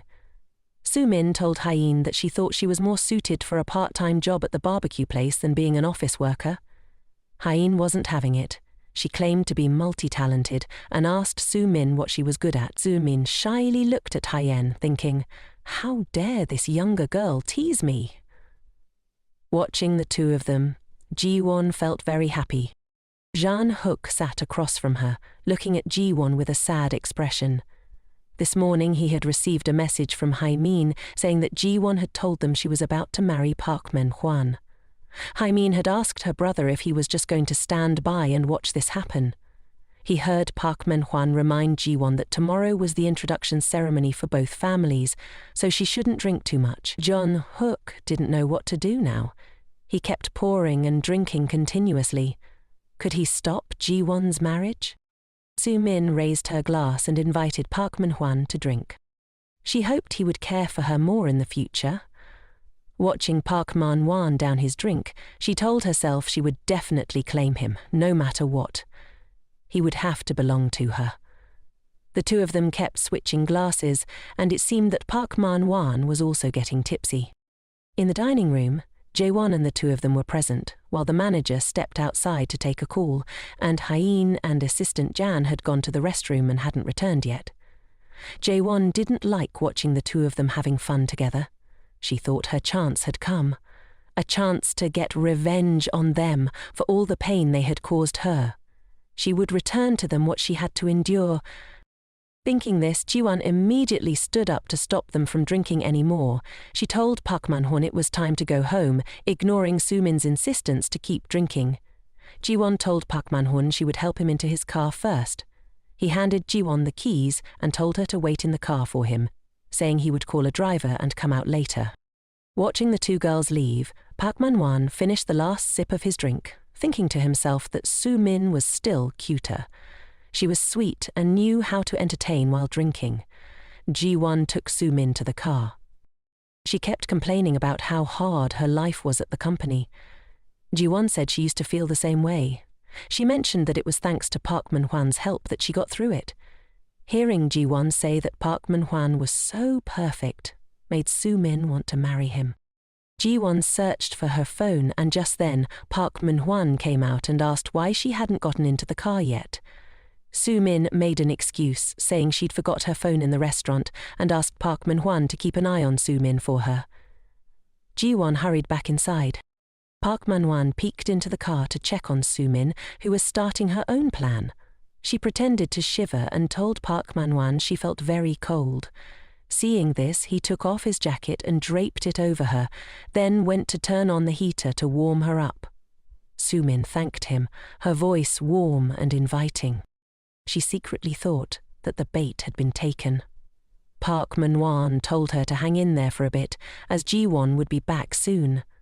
But little did he know, this was a dinner table Ji-won had set up for the two of them, so how could she possibly return at this moment? Su-min raised her hand to cover Park Manhwan's mouth and told him not to mention Ji-won right now. It was just her and him here.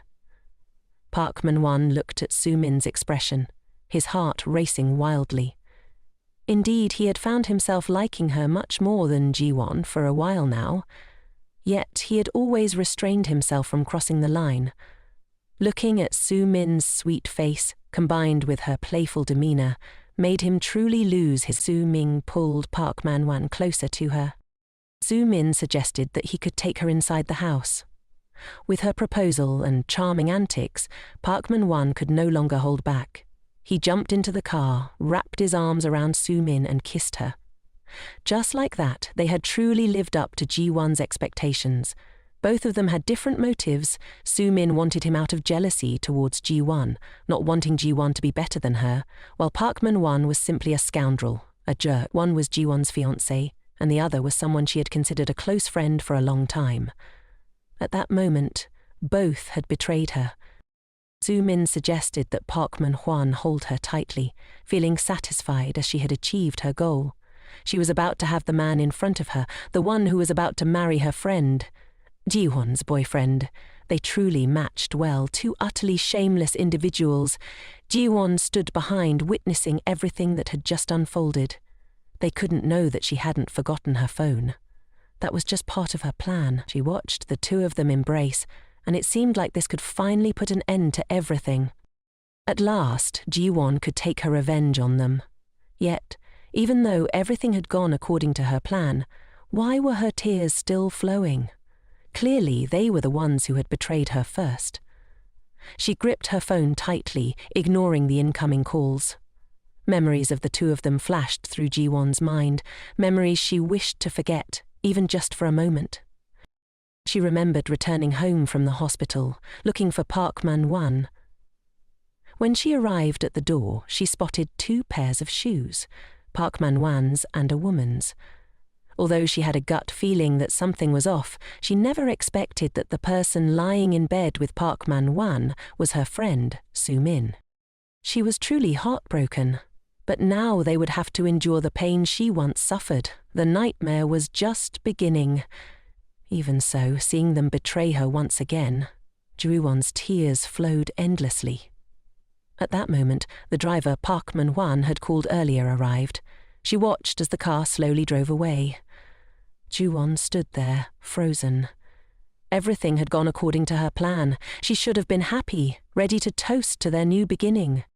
Wiping her tears, Ji-won told herself not to cry. They were the ones in the wrong. If she cried, wouldn't that mean she was losing to Su-min? With that thought, Ji-won headed to a late-night bar, planning to drink herself into oblivion to forget what was happening. When Ji-won finally opened her phone to check, she noticed several missed calls from her boss, Ji-hook.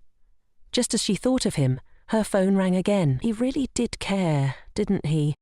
This time, Ji-won answered, and Ji-hook asked where she was and why she had left without telling anyone. She told him she wanted to get drunk and was sitting alone at a bar.